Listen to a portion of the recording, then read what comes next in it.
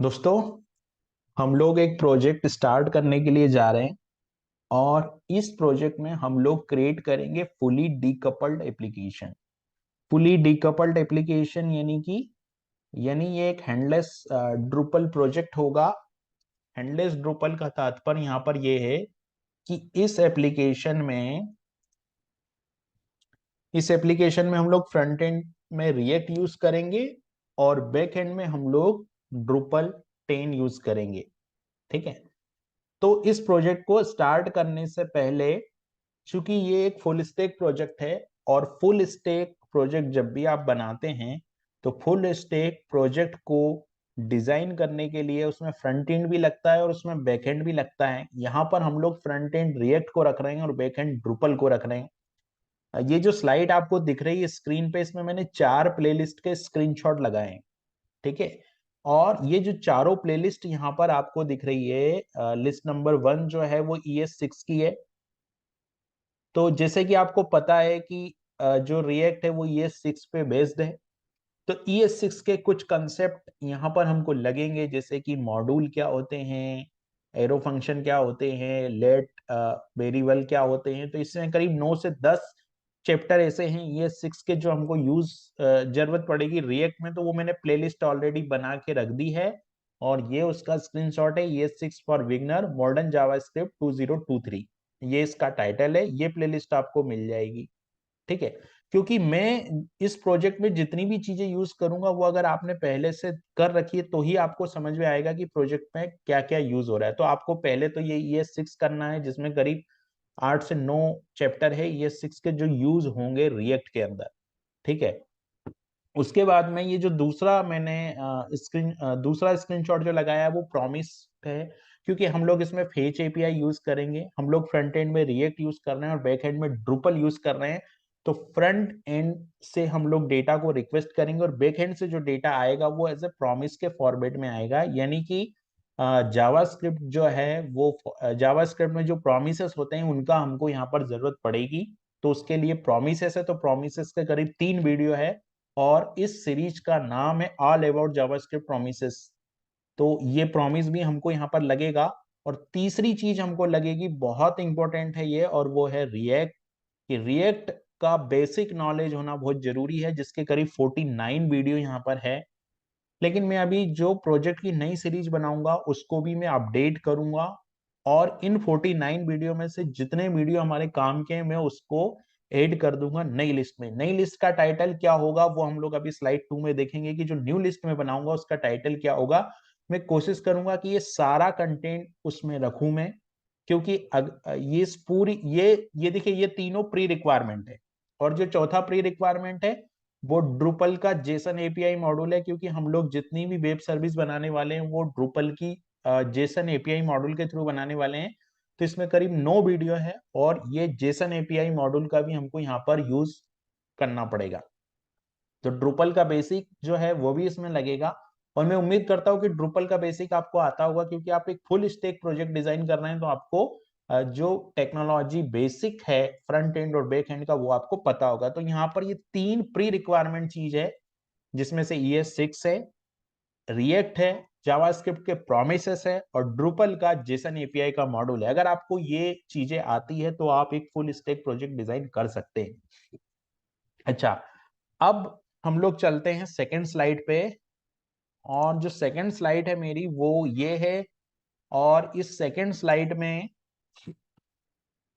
देखिए, ये second slide में क्या होने वाला है कि जो पहला चैप्टर है कि create a full decoupled application react application, ये मैं जो प्लेलिस्ट बनाऊंगा उसका ये टाइटल होगा। ठीक है। उसका ये टाइटल होगा जो प्लेलिस्ट में बनाऊंगा। और इस चैनल पे ये 2-3 कंटेंट नहीं है जिनकी हमको जरूरत पड़ेगी। मतलब ये 2-3, जैसे कि असिंग अवेट एक चैप्टर है वो हमारी चैनल पे नहीं है, फेच एपीआई हमारे चैनल पे नहीं है, तो फेच एपीआई को भी मुझे यूज करना है। और प्रोमिसेस का तो मैंने बताया कि ये ऑलरेडी है। तो मैं जब ये प्रोजेक्ट डिजाइन करूंगा तभी मैं इस दोनों चैप्टर को कवर करूंगा। जहां हम लोगों को फेच एपीआई की जरूरत पड़ेगी, उस फेच एपीआई को प्रोजेक्ट में यूज करने से पहले मैं फेच एपीआई के बारे में एक्सप्लेन कर दूंगा। और मैं कोशिश करूंगा कि जो नई सीरीज में बना रहा हूँ, जो नई जो जिसका टाइटल है कि create a full decoupled react application, इसी सीरीज में मैं इस वाले चैप्टर को, यानी कि इसी इसका एक वीडियो जिसमें एक असिंक अवेट का वीडियो और एक फेच एपीआई का वीडियो में अपलोड कर दूं, ताकि हम लोग प्रोजेक्ट में इसको यूज करें तो प्रॉब्लम ना हो। और वैसे तो मैं प्रोजेक्ट बनाते समय फेच एपीआई यूज करने से पहले भी उसको एक्सप्लेन करूंगा कि फेच एपीआई को हम लोग किस तरीके से यूज कर सकते हैं। तो ये वो प्री रिक्वायरमेंट चीजें हैं जो इस प्रोजेक्ट में यूज होने वाली है। एक बार फिर से मैं इसको दिखा देता हूँ। ये चारों प्लेलिस्ट है। अगर आपको सीखना है कि फुली डीकपल्ड एप्लीकेशन कैसे बनती, तो आपको पहले ये चारों प्लेलिस्ट को कवर करना होगा। ये प्री रिक्वायरमेंट है। उसके बाद में हम लोग ये दो चैप्टर हो रहे हैं जिसमें असिंक अवेट और फेच एपीआई है, जिसका यूज हम लोग डाटा को फीच करने के लिए करेंगे। और उसके बाद में हम लोग पूरा प्रोजेक्ट डिजाइन करेंगे। ठीक है, अब मैं आपको दिखाता हूं कि जो प्रोजेक्ट हम लोग बनाएंगे वो किस तरीके का दिखेगा। मैंने ऑलरेडी प्रोजेक्ट बना रखा है, मैं पहले उसका डेमो आपको दिखा देता हूँ यहाँ पर। तो ये देखिए, तो यहाँ पर देखिए ये हमारे प्रोजेक्ट का डेमो है। और ये एप्लीकेशन पूरी रिएक्ट में बनी हुई है। और बैकएंड यहाँ पर ये ड्रुपल है, जिसमें ये कंटेंट है जैसे ड्रुपल 10 और व्हाट इज रिएक्ट जेएस। तो आप देखोगे ड्रुपल 10 व्हाट इज रिएक्ट जेएस।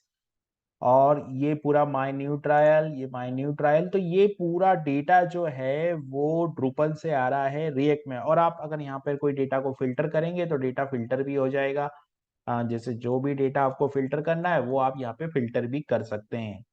तो इस तरह से हम लोग जो है वो एप्लीकेशन बनाएंगे। ये तो इसका एक मॉड्यूल है। इसमें हम लोगों ने ये हम लोगों ने नोड लिस्ट एक मॉड्यूल बनाया है।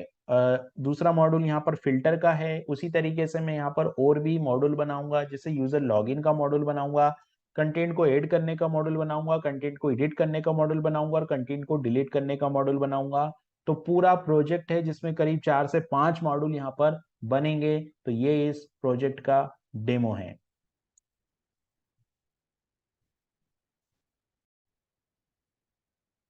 दोस्तों, हमारा जो हैंडलेस ड्रूपल का जो प्रोजेक्ट है, इसमें हम लोग बात करेंगे आज इन्वायरमेंट सेटअप की। इन्वायरमेंट सेटअप करना है हमको।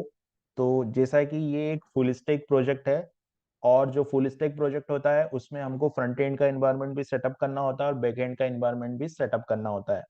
ठीक है। तो मैं यहाँ पर वो वीडियो के रेफरेंस दे रहा हूँ जिसमें हम लोग को इन्वायरमेंट सेटअप करने की हेल्प मिलेगी, क्योंकि मैंने इन्वायरमेंट ऑलरेडी सेटअप कर रखा है। मैं डायरेक्ट प्रोजेक्ट स्टार्ट करूंगा। और हालांकि मैंने इसकी प्री रिक्वायरमेंट जितने भी कंटेंट था उसको पहले ही बता दिया है, एक्सप्लेन कर दिया है, लेकिन मैं फिर भी रेफरेंस के लिए एक बार वो बता देता हूँ। तो देखिए, सबसे पहले हमको बैकएंड इन्वायरमेंट सपोर्ट करना है। तो बैकएंड में हमको इंस्टॉल करना पड़ेगा ड्रुपल। आपके पास एक ड्रुपल 10 का सेटअप होना चाहिए इंस्टॉल आपकी मशीन में। तो ये वीडियो जो है वो आपकी हेल्प करेगा। ये ड्रुपल 10 की जो बेसिक सीरीज है उसमें आपको मिल जाएगा। तो इससे आपको जो ड्रुपल जो पहला स्टेप है कि आपको ड्रुपल कॉन्फ़िग करना है आपके लोकल मशीन पे, वो कंप्लीट हो जाएगा। ठीक है। उसके बाद में हम लोग चलते हैं। तो उसके बाद में हमको जैसे ही अगर आपने मान लो ड्रुपल सेटअप कर लिया, तो ड्रुपल सेटअप करने के बाद में हमारा जो दूसरा स्टेप होता है वो होता है कि हमको जेसन एपीआई मॉड्यूल कॉन्फ़िग करना होगा। तो ये वाला जो वीडियो, इसमें आपको हेल्प मिल जाएगी कि जेसन एपीआई मॉड्यूल को कॉन्फ़िग किस तरीके से करेंगे। ये कोर मॉड्यूल है, मॉड्यूल को इनेबल भी करना होगा और मॉड्यूल को कॉन्फ़िग करना होगा। मतलब मॉड्यूल को इंस्टॉल करना, इनेबल करना और कॉन्फ़िग करना, ये सारी चीज करनी पड़ेगी, क्योंकि हम लोग जेसन एपीआई मॉड्यूल का ही यूज करने वाले हैं। तो जेसन एपीआई मॉड्यूल पहले, तो सबसे पहले हमको कॉन्फ़िग करना है बेसिक लेवल पे है, जो कि केवल इन्वायरमेंट सेटअप के लिए है। ठीक है। उसके बाद में जो दूसरा, इसके बाद में हमारा जो काम है वो स्टार्ट होता है। और हमको अब रिएक्ट का सेटअप करना है, यानी कि फ्रंट एंड का सेटअप करना है। तो रिएक्ट के इंस्टॉलेशन के लिए आपके सिस्टम पे होना चाहिए नोड। ठीक है। जो रिएक्ट हम लोग जो रिएक्ट यूज करेंगे, रिएक्ट चूंकि नोड यूज करता है, तो आपके सिस्टम पे नोड इंस्टॉल होना चाहिए और आपके सिस्टम पे एनपीएम इंस्टॉल होना चाहिए। ठीक है। तो जब आप आपके सिस्टम पे नोड इंस्टॉल करोगे तो एनपीएम ऑटोमेटिक इंस्टॉल हो जाएगा। और फिर सीआरए की हेल्प से हम लोग एक रिएक्ट का एप्लीकेशन क्रिएट करेंगे। तो ये जो दोनों वीडियो है वो आपकी इसमें हेल्प करेंगे। पहले नंबर का वीडियो है, इसमें आपको npm कैसे इंस्टॉल करना है, नोड कैसे इंस्टॉल करना है और CRA का कमांड किस तरीके से रन करना है, वो उसमें हेल्प मिलेगी। और जो सेकेंड वीडियो है उसमें क्या है कि हमको रिएक्ट का फाइल स्ट्रक्चर मॉडिफाई करने में हेल्प मिलेगी। जो सेकेंड वीडियो है वो इतना रिक्वायर्ड नहीं है, लेकिन इसमें कुछ अननेसेसरी फाइल को मैंने हटाई है, जो कि रिएक्ट का फाइल स्ट्रक्चर है उसको एक्सप्लेन किया है। तो ये 4 वीडियो है। ये 4 वीडियो देखने के बाद में आप जो है वो आपका इन्वायरमेंट लोकल मशीन पे रेडी हो जाएगा। उसके बाद में हम लोग चलते हैं। अब इतना रेडी होने के बाद में हमको बैकएंड पे कुछ कॉन्फ़िगरेशन करनी है, और ये वो एपीआई है। अगर आप देखोगे तो ये वो एपीआई है जिसका इस एपीआई का हम लोग यूज करेंगे। एंड पॉइंट है ये हमारी, ये मेरे लोकल सेटअप का जो बैकएंड का ड्रूपल सेटअप है उसका बेस यूआरएल है। और जेसन एपीआई नोड आर्टिकल ये वो एपीआई है जिससे हम लोग कंटेंट को लेके आने वाले हैं।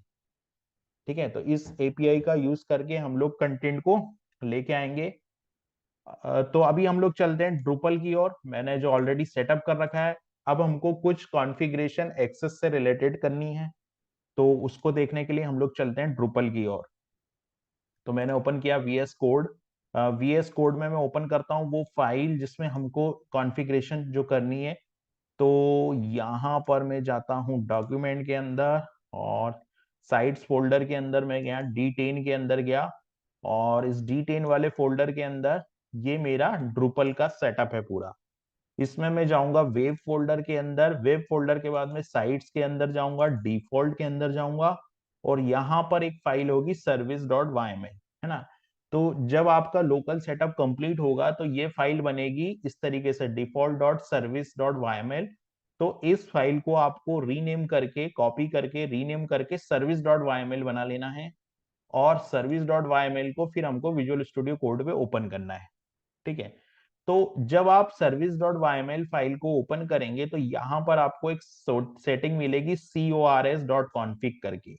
तो ये जो cors.config है, इस cors.config में कुछ डोमेन को एक्सेस करने के लिए कुछ प्रिविलेजेस सेट करनी होती है। जैसे यहाँ पर है कि स्पेसिफाई अलाउ हेडर, यानी कि हम लोग जो हमारी एपीआई को रिक्वेस्ट करेंगे उसमें कौन कौन से हेडर को अलाउ कर सकते हैं हम लोग। तो यहाँ स्टार लगा है, स्टार का मतलब है कि हेडर में सब चीजें, गेट पोस्ट पुट कुछ भी हेडर में आएगा तो एपीआई उसको एक्सेप्ट करेगी, है ना। ये इस स्टार का ही मतलब है। तो आपको यहाँ पर फिलहाल स्टार लगा देना है, क्योंकि अभी हम लोग लोकल पे काम कर रहे हैं, तो अभी हम लोगों को वो प्रॉब्लम नहीं है कि कोई हमारा डेटा को एक्सेस कर लेगा।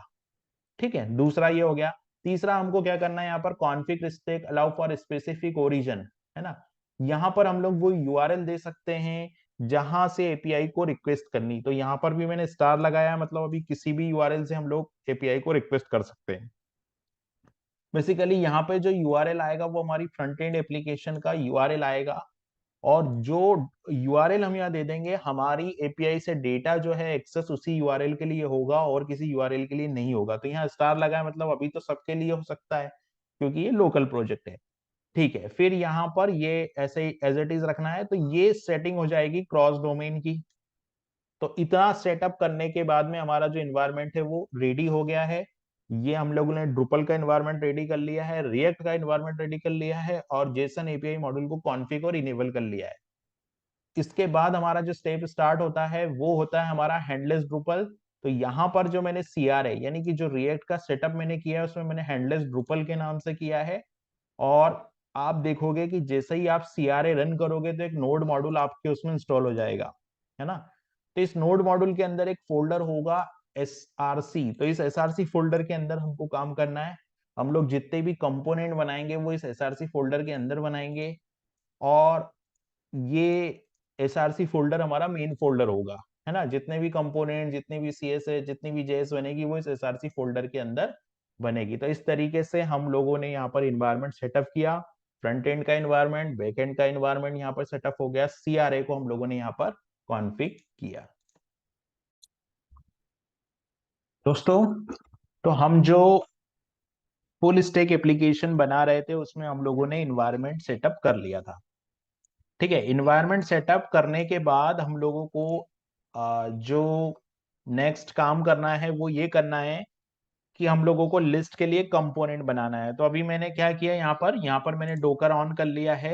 अभी मेरे को सर्वर ऑन करना है, तो मैं जाता हूँ यहाँ पर साइट्स फोल्डर के अंदर और मेरा जो बैकएंड सर्वर है उसको ऑन कर लेता हूँ। तो मैं जाता हूँ D10 के अंदर, और D10 के अंदर जाने के बाद यहाँ पर मैंने जो है वो विंडो पावर शेल ओपन किया, और विंडो पावर शेल ओपन करने के बाद में यहाँ पर मैंने जो है वो दीदेव स्टार्ट, ये दीदेव स्टार्ट मैंने कर दिया।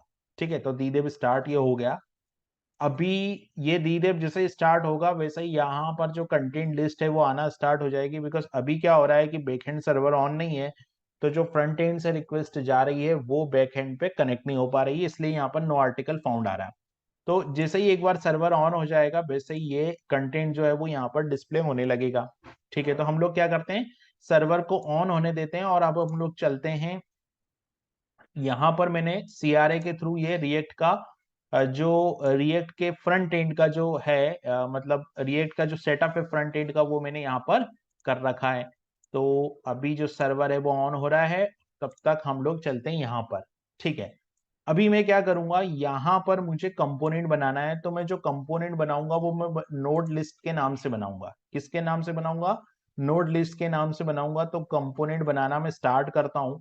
तो यहां पर मैं एक फाइल बना लेता हूं, और वो फाइल जो होगी उसको मैं नोड लिस्ट नाम से फाइल बनाता हूं। तो मैंने लिखा न्यू फाइल, और न्यू फाइल में यहाँ पे मैंने लिखा नोड लिस्ट डॉट जेएस। तो नोड लिस्ट डॉट जेएस हो गया, और यहाँ IMCR लिखा मैंने। IMCR लिखने से क्या होगा कि रिएक्ट जो है वो यहाँ पर इसको ऐड कर देगा। ये शॉर्टकट है ना, ये शॉर्टकट है। तो यहां पर आप देखोगे तो रिएक्ट ने क्या किया है कि ये कंपोनेंट को ऐड कर दिया। लेकिन मेरे को क्या चाहिए, यहाँ पर रिएक्ट तो चाहिए ही चाहिए, रिएक्ट के साथ यहाँ पर मैं हुक यूज करूंगा। तो मुझे हुक हुक जो है वो रिएक्ट ने नेम एक्सपोर्ट कर रखा है, तो मुझे नेम इंपोर्ट करना पड़ेगा। तो पहला हुक मैं जो यहाँ इंपोर्ट करूंगा वो मैं करूंगा यूज इफेक्ट के नाम से। एक हुक होगा मेरा यूज इफेक्ट, और दूसरा हुक होगा मेरा वो होगा यूज स्टेट। ठीक है, ये दो हुक मुझे यूज करना पड़ेगा, यूज इफेक्ट और यूज स्टेट। तो यूज इफेक्ट और यूज स्टेट को मैंने यहाँ पर ऐड कर दिया है। सिंपल, यहाँ पर आप देखोगे तो सर्वर भी ऑन हो गया। तो एक बार हम लोग यहाँ चलते हैं और इसको रीलोड कर देते हैं पेज को, तो कंटेंट जो है वो डिस्प्ले होना स्टार्ट हो जाएंगे इसमें। ठीक है, तो ये मैंने यहाँ, ये कंटेंट जो है वो आ गया, कंटेंट डिस्प्ले हो गया क्योंकि सर्वर ऑन हो गया, तो कंटेंट डिस्प्ले हो गया। ठीक है, अभी मैंने यहाँ पर इसको इंपोर्ट कर लिया। अब मैं क्या करूंगा, यहाँ पर एक फंक्शन बनाता हूँ, है ना। फंक्शन क्या बनाऊंगा मैं, जो फंक्शन होगा वो इज वैलिडेट के नाम से मैं बनाता हूँ। तो यहाँ पर मैं इज और इज वैलिडेट के नाम से एक फंक्शन बनाऊंगा, इज वैलिडेट। और ये क्या करेगा कि जो जो फंक्शन होगा ना, इज वैलिड के नाम से बनाता हूं, इज वैलिड। और इज वैलिड फंक्शन क्या करेगा कि एपीआई से जो रिस्पॉन्स आएगा उसको चेक करेगा, और चेक करके बताएगा कि उसमें जो डेटा है वो नल तो नहीं आ रहा है ना, डेटा नल तो नहीं आ रहा है, ये चेक करके बताएगा। इज वैलिड लिखा, और इज वैलिड में यहाँ पे मैं जाऊंगा, और यहाँ पे मैं क्या करता हूँ इज वैलिड में कि यहाँ पे मैं लिखूंगा इफ, और इफ के बाद यहाँ पे मैं लिखूंगा डेटा। इफ और डेटा, डेटा के बाद में मैं यहाँ पे लिखूंगा नल। इफ और इफ के बाद में यहाँ पे मैं लिखूंगा डेटा नल। अगर ऐसा है तो यहाँ पर मैं क्या कर दूंगा, यहाँ पर मैं रिटर्न फॉल्स कर दूंगा। ठीक है, अगर डेटा नहीं आता है तो मान लो कोई एरर आ गई एपीआई में, तो डेटा नहीं मिला, डेटा नहीं मिला तो रिटर्न फॉल्स करना है मुझे। और इसके बाद वाली कंडीशन कि इफ, अगर मान लो यहाँ डेटा डॉट डेटा जो रिस्पॉन्स आएगा ना, वो डेटा डॉट डेटा के फॉर्मेट में आएगा। और यहां पर अगर अनडिफाइंड होता है ना, अनडिफाइंड होता है, और अनडिफाइंड होने के साथ साथ क्या होता है कि डेटा डॉट डेटा, और डेटा अनडिफाइंड, और यहां पर होता है कि डेटा डेटा डॉट डेटा जो है वो नल होता है। अनडिफाइंड होता है और नल होता है, और एक केस और आ जाता है यहां पर, वो क्या आता है कि डॉट डेटा डॉट लेंथ, एक प्रॉपर्टी होती है लेंथ, और जो लेंथ प्रॉपर्टी होती है वो इक्वल टू जीरो होती है। अगर ऐसा होता है तो भी क्या होगा, तो भी यहां पर आएगा रिटर्न फॉल्स। तीनों ही केस में यहां पे रिटर्न फॉल्स आएगा। तो यहाँ पर मैंने कर दिया है कि data dot data undefined, data dot data null और data dot data length equal to ये। तो यहाँ पर डेटा और डेटा डॉट डेटा दोनों में फर्क है। डेटा का मतलब हुआ कि जो रिस्पॉन्स ही नहीं आ रहा है, मान लो एपीआई का यूआरएल ही गलत हो गया, एंड पॉइंट ही गलत हो गया, और ये कुछ एक्सेस नाइट है या कुछ और है, तो उसके लिए दोनों कंडीशन अलग अलग है। और अगर सब कुछ सही रहता है तो यहां से हो जाएगा रिटर्न ट्रू। अगर सब कुछ सही है तो यहाँ पे क्या हो जाएगा, रिटर्न ट्रू हो जाएगा। ठीक है, ये तो एक फंक्शन मैंने बना दिया इज वैलिडेट, और इज वैलिडेट के बाद में मैंने ये कर दिया। अब मुझे क्या है कि देखिए, अगर मेरे को यहां पर अभी जो ये वाला है, ये जो कंपोनेंट है ना, अभी इस कंपोनेंट की बात कर लेता हूं मैं। और इसका जो डिजाइन पैटर्न होगा वो कैसे होगा, देखो इसका डिजाइन पैटर्न कुछ इस तरीके से काम करेगा यहाँ पर कि ये जो है मेरा, ये एक कंपोनेंट होगा, मतलब ये पूरा जो आउटलाइन दिख रही है आपको, ये जो आउटलाइन दिख रही है यहां से लेके पूरा, ये जो है वो एक कंपोनेंट है मेरा। और इसके अंदर का जो है वो अलग अलग कंपोनेंट है। तो इसको हमको ऐसा ही बनाना पड़ेगा कि इसको मेन कंपोनेंट से डेटा, यानी कि ये पेरेंट कंपोनेंट हो जाएगा और ये चाइल्ड कंपोनेंट हो जाएगा। तो पेरेंट से चाइल्ड में जो है वो डेटा को, या पेरेंट से चाइल्ड में डेटा को पास करना पड़ेगा, तब जाकर ये जो रो है वो हमारी प्रिंट होगी। तो इसको हम लोग किस तरीके से करेंगे वो देखते हैं। तो सबसे पहले मैं क्या करता हूं, यहां पर मैं सबसे पहले जो है वो अंदर का एक कंपोनेंट बनाऊंगा। सबसे पहले मैं चाइल्ड कंपोनेंट बनाऊंगा। चाइल्ड कंपोनेंट यानी कि ये एलआई वाला कंपोनेंट बनाऊंगा। ये जो हमारा जो अंदर का कंपोनेंट है वो क्या है, वो ये डिव है। अगर आप इस डिव को इंस्पेक्ट एलिमेंट करेंगे तो ये जो रो आ रही है ना जिसमें ड्रूपल 10 टाइटल आ रहा है, ये एक डिव है, ये वाला डिव है। नोड लिस्ट इसकी, जो नोड लिस्ट है वो इसकी क्लास है, और इस नोड लिस्ट क्लास में यहां पर जो है वो ये एक डिव लगा हुआ है। ठीक है, तो मैं क्या करूंगा, सबसे पहले मेरे को यहां पर एक कंपोनेंट बनाना है जो कि इंटरनल कंपोनेंट होगा, और इसको मैं पेरेंट कंपोनेंट से, यानी कि ये जो बाहर वाला डिव है मेरा, ये जो बाहर ये वाला जो डिव है ये पेरेंट है मेरा, और ये वाला जो है वो मेरा चाइल्ड है। ये जो रो दिख रही है ये मेरी चाइल्ड है और ये पेरेंट है। और पेरेंट से डेटा जो है वो हम लोग चाइल्ड को पास करेंगे। पेरेंट से डेटा को चाइल्ड में पास करेंगे तो हमको सबसे पहले हम लोग चाइल्ड बनाते हैं। तो चाइल्ड के लिए हम लोग चलते हैं विजुअल स्टूडियो कोड में, और जो चाइल्ड का चाइल्ड कंपोनेंट हम बनाएंगे वो हम लोग बनाएंगे कॉन्स्ट करके। और कॉन्स्ट करने के बाद में यहाँ पर नोड आइटम करके एक कंपोनेंट में बनाऊंगा।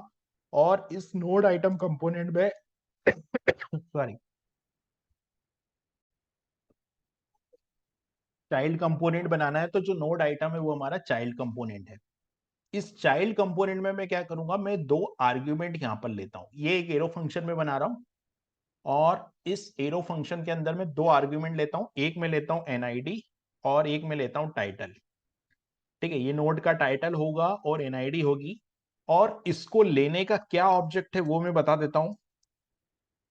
ये मैंने यहां पर एरो फंक्शन बना दिया, और चूंकि हम लोग एक कंपोनेंट रिटर्न कर रहे हैं यहां पर, है ना, एचटीएमएल रिटर्न कर रहे हैं, तो इसको कुछ इस तरीके से बनाना पड़ेगा।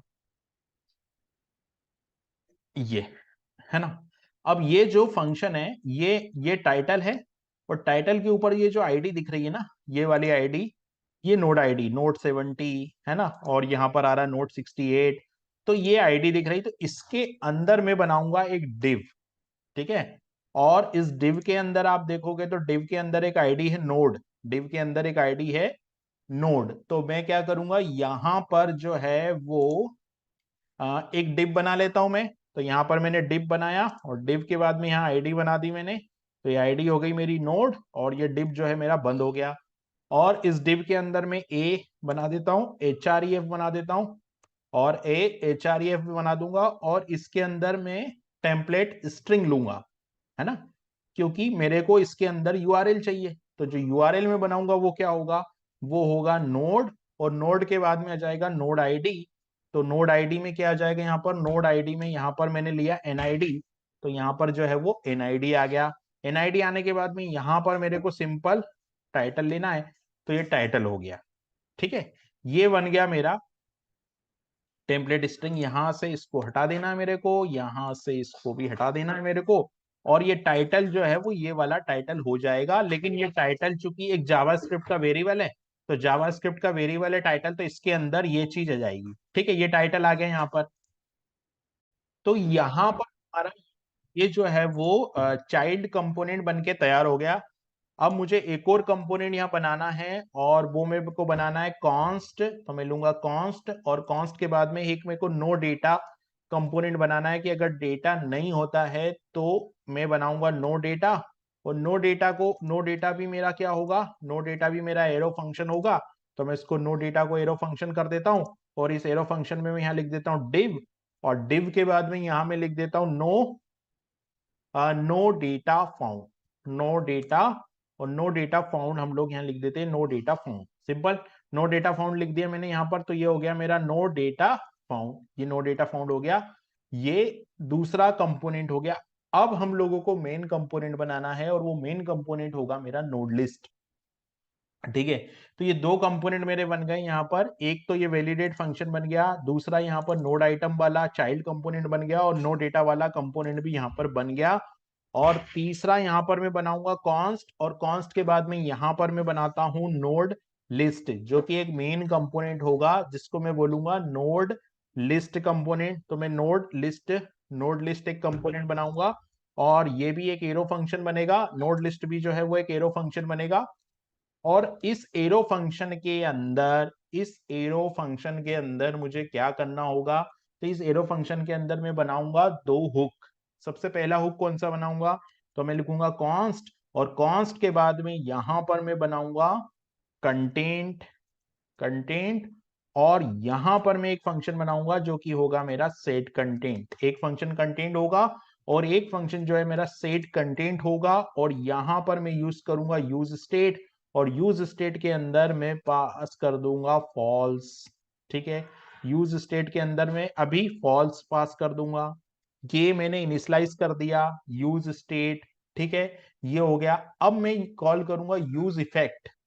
ठीक है, तो यूज इफेक्ट कोड को मुझे क्या करना है, मुझे एक एपीआई पास करनी। तो वो एपीआई का जो फॉर्मेट है वो मेरे पास में पहले से है, तो मैं उस फॉर्मेट को यहां पर कॉपी करके रखा है मैंने। अब इस फॉर्मेट यानी कि मेरे को यूआरएल चाहिएगा, एंड पॉइंट यूआरएल यहां पर मेरे को चाहिएगा। तो ये नोड लिस्ट कंपोनेंट के अंदर यहां पर मैं जो है वो इस एंड पॉइंट यूआरएल को कॉपी करके मैंने रखा है यहां पर। ये मैंने हटा दिया यहां से। तो आप देखोगे यहां पर ये यूआरएल मेरा आ गया। ये जो है मेरा बेस डोमेन हो गया। देखो मेरा बेस डोमेन क्या हो गया, यहाँ पर यूज इफेक्ट के अंदर मैंने कॉल किया है यूज इफेक्ट। जो यूज इफेक्ट है, यूज इफेक्ट के अंदर मैंने कॉल किया है एपीआई डोमेन। ये मेरा डोमेन हो गया, और ये मेरा यूआरएल हो गया, और ये मेरा हेडर हो गया। अब यहां पर चूंकि ये यूज इफेक्ट स्टार्ट हुआ है, और यूज इफेक्ट जो है, यूज इफेक्ट यहां से स्टार्ट हुआ है, लेकिन यूज इफेक्ट का जो सिंटेक्स है वो कहता है कि अगर आपको एक बार रन करना है तो आपको यहां पर अरे पास करना होगा। तो मैंने यहां पर इसको अरे पास किया है, और यहां पर जो है वो यूज इफेक्ट कॉल हुआ है, यहां पर यूज इफेक्ट जो है वो बंद हुआ है। और यहां पर जो दूसरा आर्गुमेंट मैंने पास किया वो क्या पास किया, यहां पर अरे पास किया यूज इफेक्ट के अंदर। और यूज इफेक्ट के अंदर ये अरे पास किया मैंने, और ये वाला जो फंक्शन है ये भी मेरा बंद होगा, तो इस फंक्शन को मैंने यहां बंद कर दिया, सिंपल। तो ये हो गया मेरा रिक्वेस्ट, एंड पॉइंट को रिक्वेस्ट। अब जो भी आएगा वो अभी मेरे को सिर्फ ये मैंने रिक्वेस्ट नहीं की है, सिर्फ मैंने अभी यूआरएल तैयार किया है जो मेरे को एंड पॉइंट को रिक्वेस्ट करनी है। अब मैं यहां पे कॉल करूंगा फेच एपीआई। तो फेच एपीआई कहां पर कॉल होगी मेरी, फेच एपीआई जो कॉल होगी वो यहां पर कॉल होगी, यानी कि इस हेडर के नीचे। तो मैं यहां कॉल करूंगा फेच एपीआई, तो ये फेच हो गई। और इस फेच एपीआई में यहां पर आ जाएगा यूआरएल, और यूआरएल कॉमा यहां पर मैं पास कर दूंगा हेडर। तो ये यूआरएल हो गया, और ये हेडर हो गया। ठीक है, अब यहां पर जो फेच एपीआई होती है, फेच एपीआई में क्या करना होता है कि जो रिस्पॉन्स आएगा वो ऐसा डॉट देन करके रिसीव करना है मेरे को। तो मैं डॉट देन लिखूंगा, और डॉट देन के बाद में भी मैं यहां पर कॉल करूंगा एक फंक्शन, जिसमें मैं लिखूंगा यहां पर एक लिखूंगा वेरिएबल, और इस वेरिएबल में मैं लिखूंगा रिस्पॉन्स, और ये रिस्पॉन्स हो जाएगा। और इस रिस्पॉन्स के अंदर में जो डेटा आएगा उसको रिस्पॉन्स डॉट जेसन में कॉल करना पड़ेगा। रिस्पॉन्स डॉट जेसन में इसलिए कॉल करना पड़ेगा क्योंकि जो डेटा है वो जेसन के फॉर्मेट में मुझे चाहिए। ठीक है, अब ये डॉट देन है ना, इसके आगे कंटिन्यू करना है ना, तो यहां से सेमी कॉलम हटाना पड़ेगा और डॉट देन लगाना पड़ेगा। और ये जो डेटा आ रहा है ना, इसको मैं लूंगा यहां पर डेटा के फॉर्मेट में। ये डेटा हो गया। अब इस डेटा के अंदर मेरे को क्या करना है कि उस हुक को रन करना है। ठीक है, किस हुक को रन करना है मेरे को, यहां पर सेट कंटेंट को, है ना। सेट कंटेंट को रन करूंगा तभी मैं सेट कंटेंट, यानी कि ये जो मैंने यहां पर बना रखा है ना वेरिएबल, यहां पर मैंने दो वेरिएबल, ये वाला जो सेट कंटेंट है इसको कॉल करूंगा अगर उसमें डेटा आ रहा है तो यहां पर डेटा है और डेटा के अंदर यहां पर मैं जो है वो डेटा के अंदर में इस डेटा के अंदर मेरे को ये जो डेटा है इसके अंदर मेरे को इज वैलिड फंक्शन भी कॉल करना है। तो मैं यहां लिखूंगा इज वैलिड और इज वैलिड फंक्शन के अंदर पास कर दूंगा ये वाला डेटा में। तो यहां से या तो रिटर्न होगा, या तो ट्रू रिटर्न होगा, या जो है वो फॉल्स रिटर्न होगा, है ना। तो यहां पर मैं इफ लगाता हूं, तो मैंने लगाया इफ, ये इफ और इफ के अंदर इज वैलिड और इज वैलिड के अंदर ये डेटा, और इस डेटा के अंदर मेरे को कॉल करना पड़ेगा सेट कंटेंट, क्योंकि सेट कंटेंट नाम से मैंने बनाया है एक फंक्शन। तो मैं यहाँ पे कॉल करूंगा सेट कंटेंट को। कौन सा सेट कंटेंट, ये वाला सेट कंटेंट पास करूंगा मैं। इससे क्या होगा, इससे स्टेट में डेटा आ जाएगा। तो सेट कंटेंट में मैं पास करूंगा डेटा डॉट डेटा और इसको सेव कर दूंगा मैं। तो ये हो गया मेरा फेच एपीआई का कॉल। ठीक है, अब अगर मान लो कोई एरर आती है, फेच एपीआई क्या करता है, यहां पर देखो ये यूआरएल लिया है इसने और हेडर लिया है, ये मैंने हेडर पास किया और यूआरएल पास किया। बदले में यहाँ पे रिस्पॉन्स आएगा, इस रिस्पॉन्स को मैंने जो रिस्पॉन्स आया उसको मैंने जेसन जो था उसमें टाइपकास्ट किया जेसन को। और भी डेटा, जो डेटा आ रहा है उसको मैंने चेक किया इस वैलिडेट है कि नहीं। अगर ये इज वैलिडेट है तो सेट कंटेंट को डेटा डॉट डेटा में मैंने पास किया। और अगर यहां पर कोई एरर आ जाएगी तो वो एरर के लिए मुझे डॉट केच लगाना पड़ेगा। तो ये केच हो गया यहाँ पर। और इस केच के अंदर भी मेरे को यहां पर मैं लगाऊंगा डॉट केच, तो ये डॉट केच हो गया।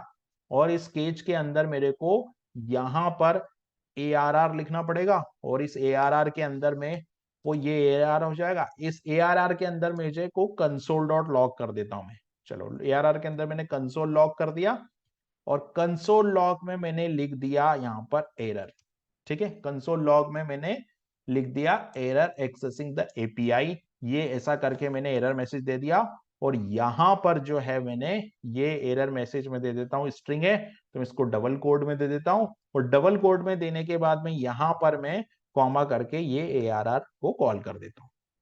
तो ये जो है वो एपीआई कॉल हो गई है मेरी। अभी यहां पर देखो कुछ एरर आ रही है, 3 प्रॉब्लम बता रहा है कंप्यूटर यहाँ पर।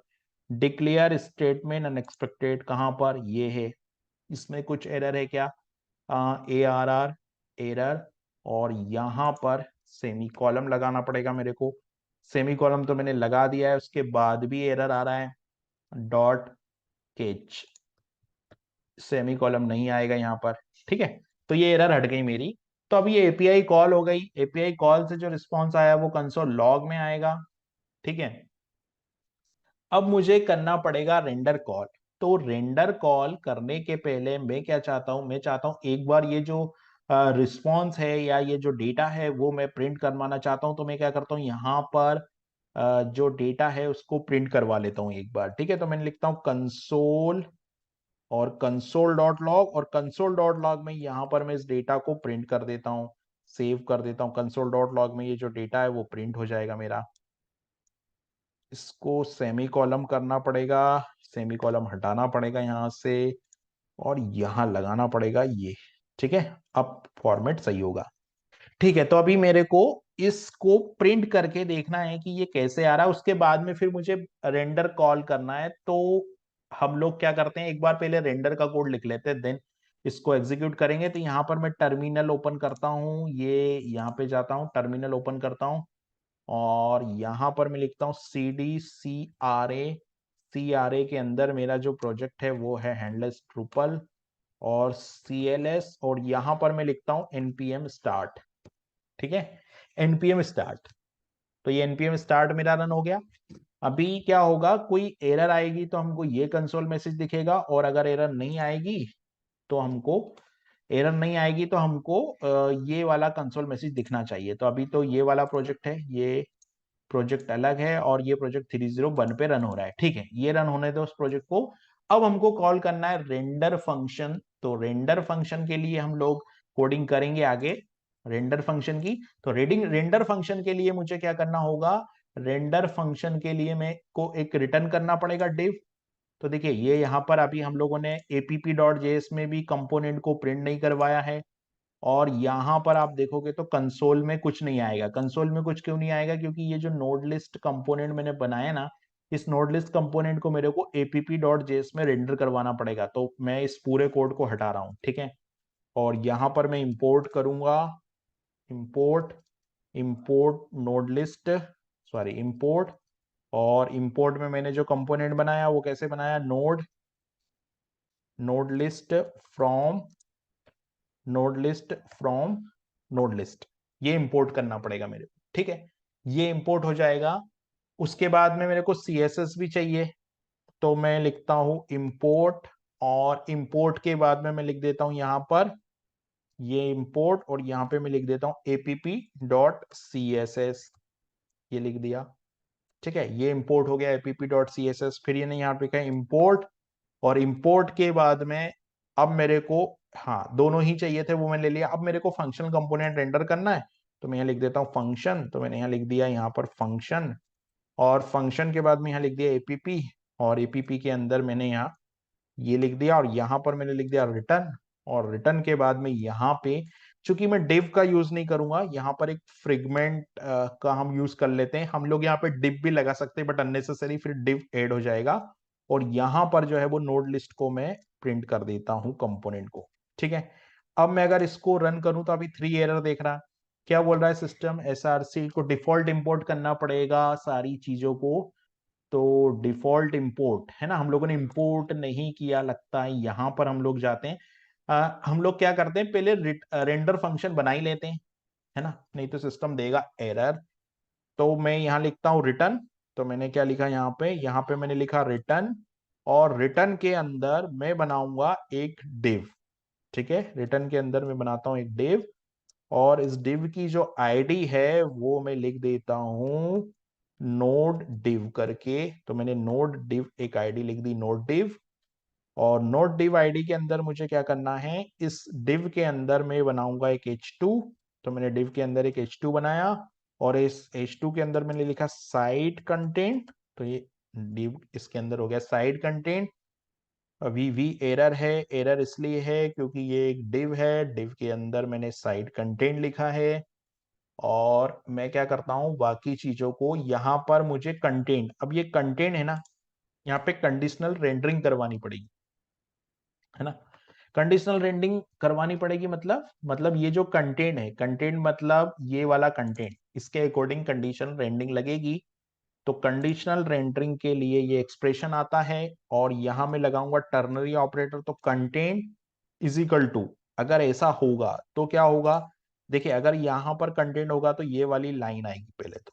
ठीक है, साइड कंटेंट हो गया, ये वाली लाइन आएगी। तो इस वाली लाइन के लिए मैं यहां लगा देता हूं, आ, पहले तो मैं सबसे पहले तो यहां पर इसको मुझे कुछ इस तरीके से लिखना होगा, और यहां मैं यूज करता हूं फ्रेगमेंट, और इसके अंदर में लगा देता हूं ये वाली लाइन जो कि होगी HR। ये HR हो गया, सिंपल, ये HR हो गया।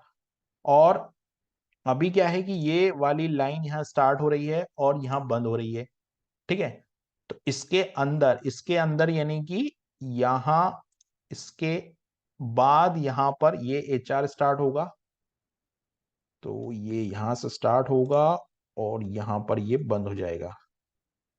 ठीक है, ये यहां पे स्टार्ट है, ये HR स्टार्ट होगा। कंटेंट के बाद क्वेश्चन मार्क के बाद इसके अंदर ये आ जाएगा, और इसके अंदर ये आ जाएगा। और इसके अंदर HR आ जाएगा, ये HR आ गया। और HR के अंदर मुझे जो है वो ये यहाँ स्टार्ट हुआ है, ये स्टार्ट हुआ है, और ये जो है वो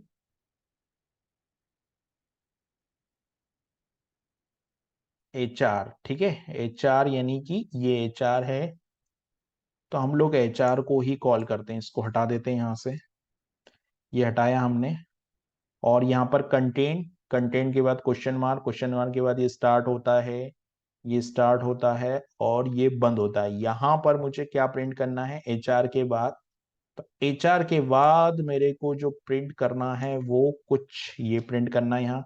तो मैं ये लिखता हूँ, सबसे पहले तो HR लगा देता हूँ यहाँ, ये HR लग गया और HR के बाद ये लग गया। यहाँ पर नोड आइटम, और नोड आइटम के बाद मैंने यहाँ पर एक मैप फंक्शन चलाया है, ठीक है। अब ये क्वेश्चन मार्क हुआ, क्वेश्चन मार्क के बाद ये यहाँ जो बंद हुआ वहां पर लगाना पड़ेगा मेरे को ये ऑपरेटर। और इस ऑपरेटर के बाद यहां पर मैं कॉल करूंगा नो डेटा वाला कंपोनेंट, ठीक है। तो इसके अंदर मुझे कॉल करना है no data, simple. No data का जो कंपोनेंट है वो यहां कॉल कर दूंगा मैं, तो यहां नो डेटा कंपोनेंट मैंने कॉल कर दिया, ठीक है। ये आ गया, यहां पर ये नो डेटा आ गया, और नो डेटा, इसको बंद करके यहां नो डेटा, सिंपल, ये नो डेटा आ गया। अगर डेटा नहीं है तो नो डेटा आ जाएगा, और अगर डेटा है तो वो डेटा यहाँ पर आ जाएगा, और ये बंद होगा, और ये डिप बंद होगा। और यहाँ पर जो है मुझे डिफॉल्ट एक्सपोर्ट कर देना है, तो एक्सपोर्ट, और एक्सपोर्ट के बाद में यहाँ पर मैं लिखूंगा डिफॉल्ट, और एक्सपोर्ट डिफॉल्ट में क्या करूंगा यहाँ पर मैं नोड लिस्ट, सिंपल, ठीक है। अब जो एरर है वो 3 एरर है, तो ये एरर क्या है वो देख लेते हैं हम लोग। ये एरर यहाँ पे भी दिख जाएगी हमको, नोड लिस्ट में यहाँ पे जो रिटर्न है वो लाइन नंबर 44 पे एरर है। और लाइन नंबर 44 पे जो एरर आ रही है वो क्या बोल रहा है यहाँ पर एरर, एरर स्टेटमेंट, ठीक है, चलो वेवल का एरर आ रहा है, देख लेते हैं लाइन नंबर 44। लाइन नंबर 44 ये है, यहाँ पर मैंने कॉल किया रिटर्न, रिटर्न के अंदर मैंने लगाया डिव, डिव के अंदर मैंने लिखा नोड इस, ये HR हो गया। फिर कंटेंट हो गया, कंटेंट के अंदर ये यहाँ हम लोग गए, यहाँ पे हम लोगों ने इसको स्टार्ट किया, ये HR हो गया। फिर यहाँ पे डिव ये आ गया, और ये हम लोगों को यहाँ बंद नहीं करना चाहिए था इसको, ठीक है। हम लोगों को यहाँ पे इसको बंद नहीं करना चाहिए था, बिकॉज ये स्टार्ट जहाँ से हुआ है वो यहाँ पे नोड लिस्ट, नोड लिस्ट के बाद ये बंद हो जाएगा क्वेश्चन मार्क, और यहाँ पर नो डेटा, और डिप बंद हो जाएगा। डिप बंद हो जाने के बाद में ये फंक्शन बंद हो गया, और एक्सपोर्ट नोड लिस्ट बंद हो गया। अभी एरर क्या आ रहा है, वो एरर आ रहा है इस वाले डिप में, यहाँ पे डबल कंटेंट हो गया ना। तो ये जो एरर है वो रिटर्न डिव, ये डिव यहाँ स्टार्ट हुआ, यहाँ बंद हुआ, यहाँ पर गए तो कंटेंट क्वेश्चन मार्क, ये गए कंटेंट, ये H2 स्टार्ट है, H2 के बाद डिव स्टार्ट है। और यहाँ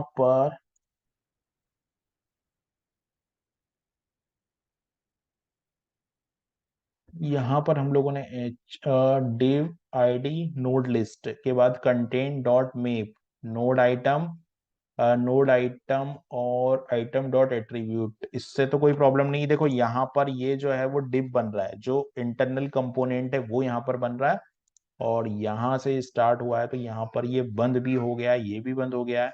नो डेटा यहाँ कॉल किया मैंने, नो डेटा भी बंद हो गया, और ये वाला डिव यानी कि ये डिव यहाँ बंद हो गया। फिर एरर क्या आ रही है यहाँ पर, एक काम करो, इसको ये जो H2 है ना, इसको एक डिव में हम लोग इसको H2 जो है, H2 तो ठीक है, H2 भी अपने आप में टैग है, तो कोई एरर होनी नहीं चाहिए। लेकिन यहाँ पर ये रिटर्न कहाँ बंद हुआ, रिटर्न यहाँ बंद हुआ, और रिटर्न के बाद देखो ये रिटर्न तो बंद हुआ वो तो ठीक है, लेकिन फंक्शन कंपोनेंट भी बंद होगा ना, फंक्शन कंपोनेंट बंद नहीं हुआ, ये एरर है यहाँ पर। देखो ये रिटर्न बंद हुआ, हाँ, रिटर्न के बाद यहाँ पर ये फंक्शन को भी तो बंद करना पड़ेगा ना, फंक्शन को यानी कि ये वाला function, arrow function, arrow function यानी कि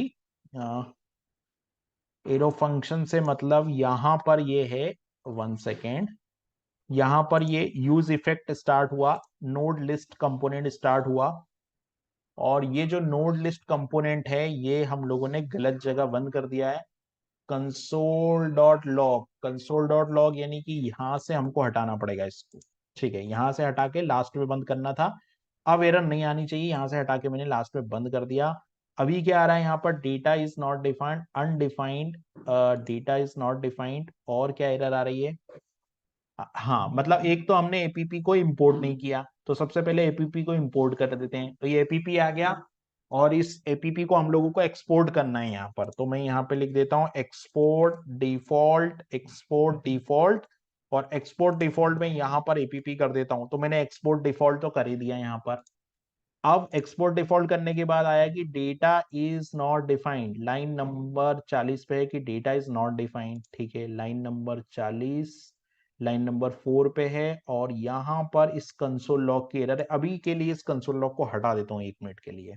ठीक है, तो अभी एरर नहीं आई, एरर नहीं आई है, लेकिन साइड में कोई कंटेंट भी नहीं दिख रहा है, और कंटेंट आ भी गया ये, तो ये कंटेंट यहाँ पर आ गया। अब अगर मान लो, ठीक है, ये हमारा कंपोनेंट बन गया, लेकिन अभी हमको इसमें चेंज करना है। क्या चेंज करना है कि यहाँ पर फिल्टर लगाना है। फिल्टर लगाना है, तो फिल्टर अभी, फिल्टर तो हम लोग बाद में लगाएंगे, लेकिन पहले हमको देखना है कि ये रो कैसे प्रिंट हो रही है। तो ये जो रो प्रिंट हो रही है वो प्रिंट हो रही है इस वाले मैप से। यहाँ पर देखो, नोड लिस्ट के अंदर, नोड लिस्ट के अंदर कंटेंट, कंटेंट में पूरा डेटा है, तो कंटेंट डॉट मैप को कॉल किया। कंटेंट डॉट मैप को कॉल करने के बाद में आइटम के अंदर पूरा डेटा आया, यहां से मैंने नोड आइटम कंपोनेंट को कॉल किया। यहाँ पर की में नोड आईडी, ये की रिएक्ट के इंटरनल यूज के लिए है, तो मैंने इस की को यहाँ पर, और यहाँ पर डॉट डॉट डॉट एट्रीब्यूट के अंदर डेटा जो है वो आ रहा है। तो यहाँ पर जब नोड आइटम वाला कंपोनेंट कॉल होगा तो नोड आइटम वाले फंक्शन पे कंट्रोल जाएगा, तो यहाँ एनआईडी मिल जाएगी, यहाँ टाइटल मिलेगा, और उससे ये पूरा डेटा, यानी कि ये पूरी रो जो है वो प्रिंट हो जाएगी। तो इस तरीके से हमारा ये एक पार्ट इसका कंप्लीट हुआ। अब हम लोग सेकेंड पार्ट में क्या करेंगे, यहाँ पर एक फिल्टर बॉक्स लगाएंगे, और फिर हम लोग अलग दूसरे कंपोनेंट की तरफ जाएंगे। दोस्तों, डीकपल ड्रूपल की इस सीरीज में हम लोगों ने लास्ट टाइम पे कंटेंट लिस्ट तो बना ली थी, लेकिन हम लोगों ने फिल्टर ऐड नहीं किया था। ये वाला फिल्टर हम लोगों ने ऐड नहीं किया था, और आज मैंने क्या किया है, मैंने आज इस फिल्टर को भी ऐड कर दिया है।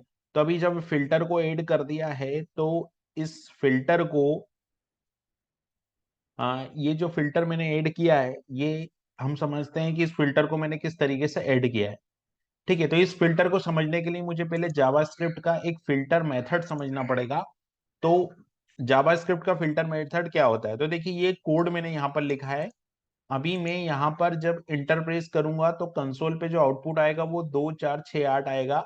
यहाँ पर 1 से लेके 9 तक के एलिमेंट का एक अरे है, जिसमें 1 2 3 4 5 6 7 8 9 एलिमेंट है। लेकिन यहाँ पर इवन नंबर्स में मैंने क्या किया, नंबर्स डॉट, यहाँ पर मुझे फिल्टर यूज करना है। ठीक है, नंबर्स डॉट, यहाँ मैं लिख देता हूँ फिल्टर। तो मैंने नंबर्स डॉट फिल्टर लिख दिया, और यहां पर मैंने लिखा है कि number is number mod two equal to zero, है ना, इक्वल टू जीरो, 3 बार इक्वल टू और जीरो है। इसका मतलब यहाँ पर यह है कि इवन नंबर मुझे मिलेंगे, ये कंडीशन जिसमें ट्रू होगी वही नंबर यहाँ पर आएगा हमारा इवन नंबर्स में। तो इस हिसाब से देखा जाए तो 2 4 6 8 यहाँ पर आएगा। भी मैं इंटर करता हूं तो देखिए 2 4 6 8 यहाँ पर आ गया। तो इसी मेथड का, इसी फिल्टर मेथड का हम यूज करेंगे, इसी फिल्टर मेथड का यूज करके हम लोग यहाँ पे जो है वो ये मेथड जो है वो ऐड करेंगे। तो हम चलते हैं कोड में। तो मैंने ओपन किया विजुअल स्टूडियो कोड, और हैंडलेस ड्रूपल के अंदर हम लोगों ने जो कंपोनेंट क्रिएट किया था वो नोड लिस्ट डॉट जेएस था। ठीक है, तो इस नोड लिस्ट डॉट जेएस के अंदर सबसे पहले तो मैंने यहाँ पर एक स्टेट क्रिएट करी। स्टेट किस नाम से क्रिएट करी, मैंने फिल्टर के नाम से, और सेट फिल्टर एक फंक्शन मैंने बनाया। ठीक है, सेट फिल्टर एक फंक्शन बनाया, और यहां पर मैंने स्टेट क्रिएट करी, सिंपल। उसके बाद मैंने क्या किया, यहां पर मैंने जहां पे कंटेंट रेंडर हो रहा है ना, रेंडर जो रिटर्न फंक्शन मैंने यहाँ लिखा है, कंपोनेंट यहाँ से मैंने रिटर्न करवाया है, वहां पे ये जो div की आईडी मैंने बनाई है और यहाँ पे साइट कंटेंट मैंने लिखा है, यहाँ पे मैंने ये जो लेवल है इनपुट बॉक्स का इसको ऐड कर दिया, और यहाँ पर ऑन चेंज पे मैंने एक एरो फंक्शन पास किया है जिसमें इवेंट है, और यहाँ पर सेट फिल्टर को मैंने कॉल किया। ठीक है, सेट फिल्टर को कॉल किया और सेट फिल्टर को मैंने कनेक्ट किया event dot target dot value to lower case, यानी कि जो भी टेक्स्ट बॉक्स की वैल्यू है वो सेट फिल्टर में सेट हो जाएगी, यानी कि ये वाले फिल्टर में सेट हो जाएगी। ठीक है, यूजर जो भी टाइप करेगा वो वैल्यू सेट फिल्टर में चली जाएगी। ठीक है, और जब वैल्यू सेट फिल्टर में चली जाएगी तो यहाँ पे जहां कंटेंट रेंडर हो रहा है कंपोनेंट, यहाँ पर हम लोगों ने फिल्टर को चेक किया। ठीक है, इफ लगा के कि फिल्टर, यानी कि फिल्टर में कोई वैल्यू है, तो items dot attribute dot title dot to lower case include filter, यानी कि ये वाले अरे के अंदर से वो वैल्यू निकालो जो वैल्यू फिल्टर में है। कि इंक्लूड फंक्शन है, इंक्लूड फंक्शन क्या करता है, सब स्ट्रिंग निकालने का एक तरीका होता है। तो इस टाइटल के अंदर से ये जो स्ट्रिंग पास हो रही है ये वाली वैल्यू हमको मिलनी चाहिए। तो ये फिल्टर में वो वैल्यू आ गई। मान लो यूजर ने यहाँ पे टाइप किया ड्रुपल 10, तो ये जो ड्रुपल 10 है वो वैल्यू इस फिल्टर में आ जाएगी। और इंक्लूड डॉट फिल्टर क्या करता है, इंक्लूड डॉट फिल्टर, यानी कि ये वाले अरे में से इंक्लूड डॉट फिल्टर, यानी कि जो फिल्टर की वैल्यू है इस अरे में से वो कंपोनेंट निकालना है जिसमें ड्रुपल 10 आ रहा है, इसका मतलब ये होता है।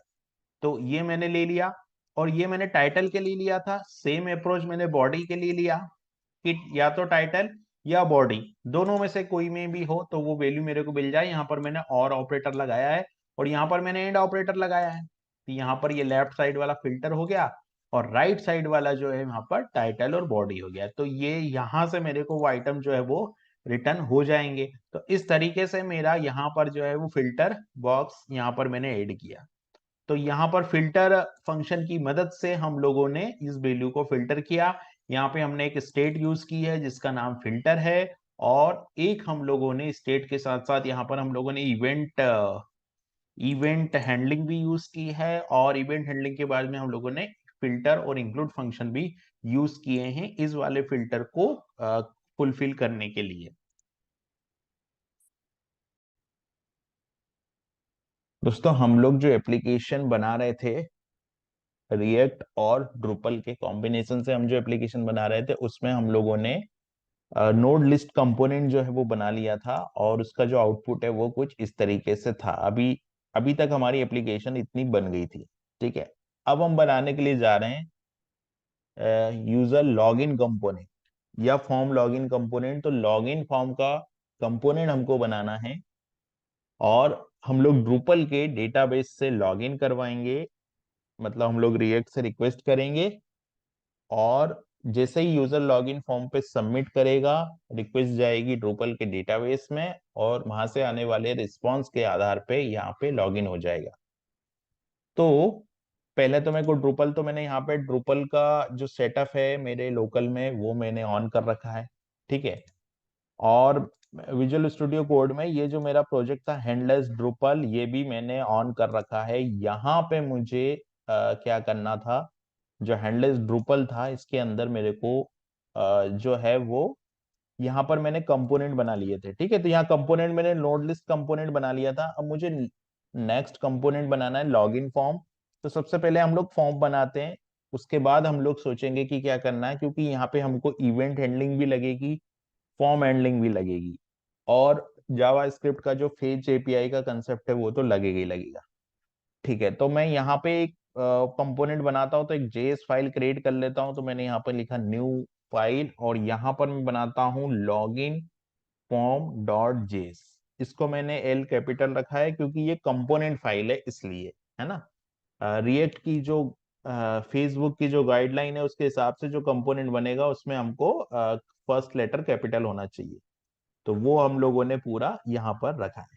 ठीक है, अब मुझे क्या करना है, लॉगिन फॉर्म बनाना है। तो सबसे पहले तो मैं यहाँ पे जो हुक है वो यूज करूंगा। तो मैं लिख देता हूँ इंपोर्ट, और इंपोर्ट में यहाँ पर मुझे जो है वो कौन कौन से हुक चाहिएंगे। तो सबसे पहले तो मुझे रिएक्ट चाहिए, तो रिएक्ट लिया मैंने यहाँ पे फ्रॉम रिएक्ट। रिएक्ट के अलावा दो नेमिंग हुक है, जिसमें से एक है मेरा यूज स्टेट जो मुझे यूज करना होगा यहाँ पर, तो मैं यूज स्टेट लेता हूँ। और यूज स्टेट लेने के बाद में मैं यहाँ पर दूसरा जो है वो यूज इफेक्ट लेता हूँ, यूज स्टेट और यूज इफेक्ट। ये बन गया मेरा इंपोर्ट स्टेटमेंट। ठीक है, ये मुझे लगेगा इसलिए मैंने इसको रख लिया। और इसके बाद हमको बनाना है एक फॉर्म। तो यहां पर चूंकि मैं फंक्शनल कंपोनेंट बना रहा हूं तो मुझे फंक्शन तो बनाना पड़ेगा, तो उसको मैं बना देता हूं एरो फंक्शन। ठीक है, जो फंक्शन मुझे बनाना है तो मैं उसको एरो फंक्शन बना देता हूं। तो मैं लेता हूं कॉन्स्ट, और कॉन्स्ट के बाद में यहां पर मैं ये जो है वो लॉगिन फॉर्म ये सेम रहेगा जिस नाम की जेएस है उस हिसाब से। और यहां पर इसको मैं कर देता हूं एरो फंक्शन, क्योंकि हम लोगों को एरो फंक्शन का ही यूज करना है यहाँ पर। तो ये बन गया मेरा फंक्शनल कंपोनेंट, यानी कि मेन वाला फंक्शन जो कि फंक्शनल कंपोनेंट है वो ये बन गया यहाँ पर। अब इसके अंदर मुझे सबसे पहले एक फॉर्म बनाते हैं, उसके बाद हम देखेंगे कि हम लोग इवेंट हैंडलिंग और बाकी सारी चीजें कैसे करेंगे। तो सबसे पहले मैं फॉर्म बनाता हूं। तो एक डिव के अंदर, ठीक है, एक डिव के अंदर हम लोग एक फॉर्म रिटर्न करवा देते हैं यहाँ पर। तो मैं यहाँ लिखता हूँ रिटर्न, यहाँ पर मैंने लिखा रिटर्न, और रिटर्न के अंदर मैं यहाँ पे लिखूंगा एक डिव। तो मैंने यहाँ लिख दिया डिव। इस डिव के अंदर मुझे चाहिए एक फॉर्म। तो पहले मैं डिव के अंदर एक फॉर्म ले लेता हूं। तो यहाँ पर मैंने लगा दिया फॉर्म, सिंपल।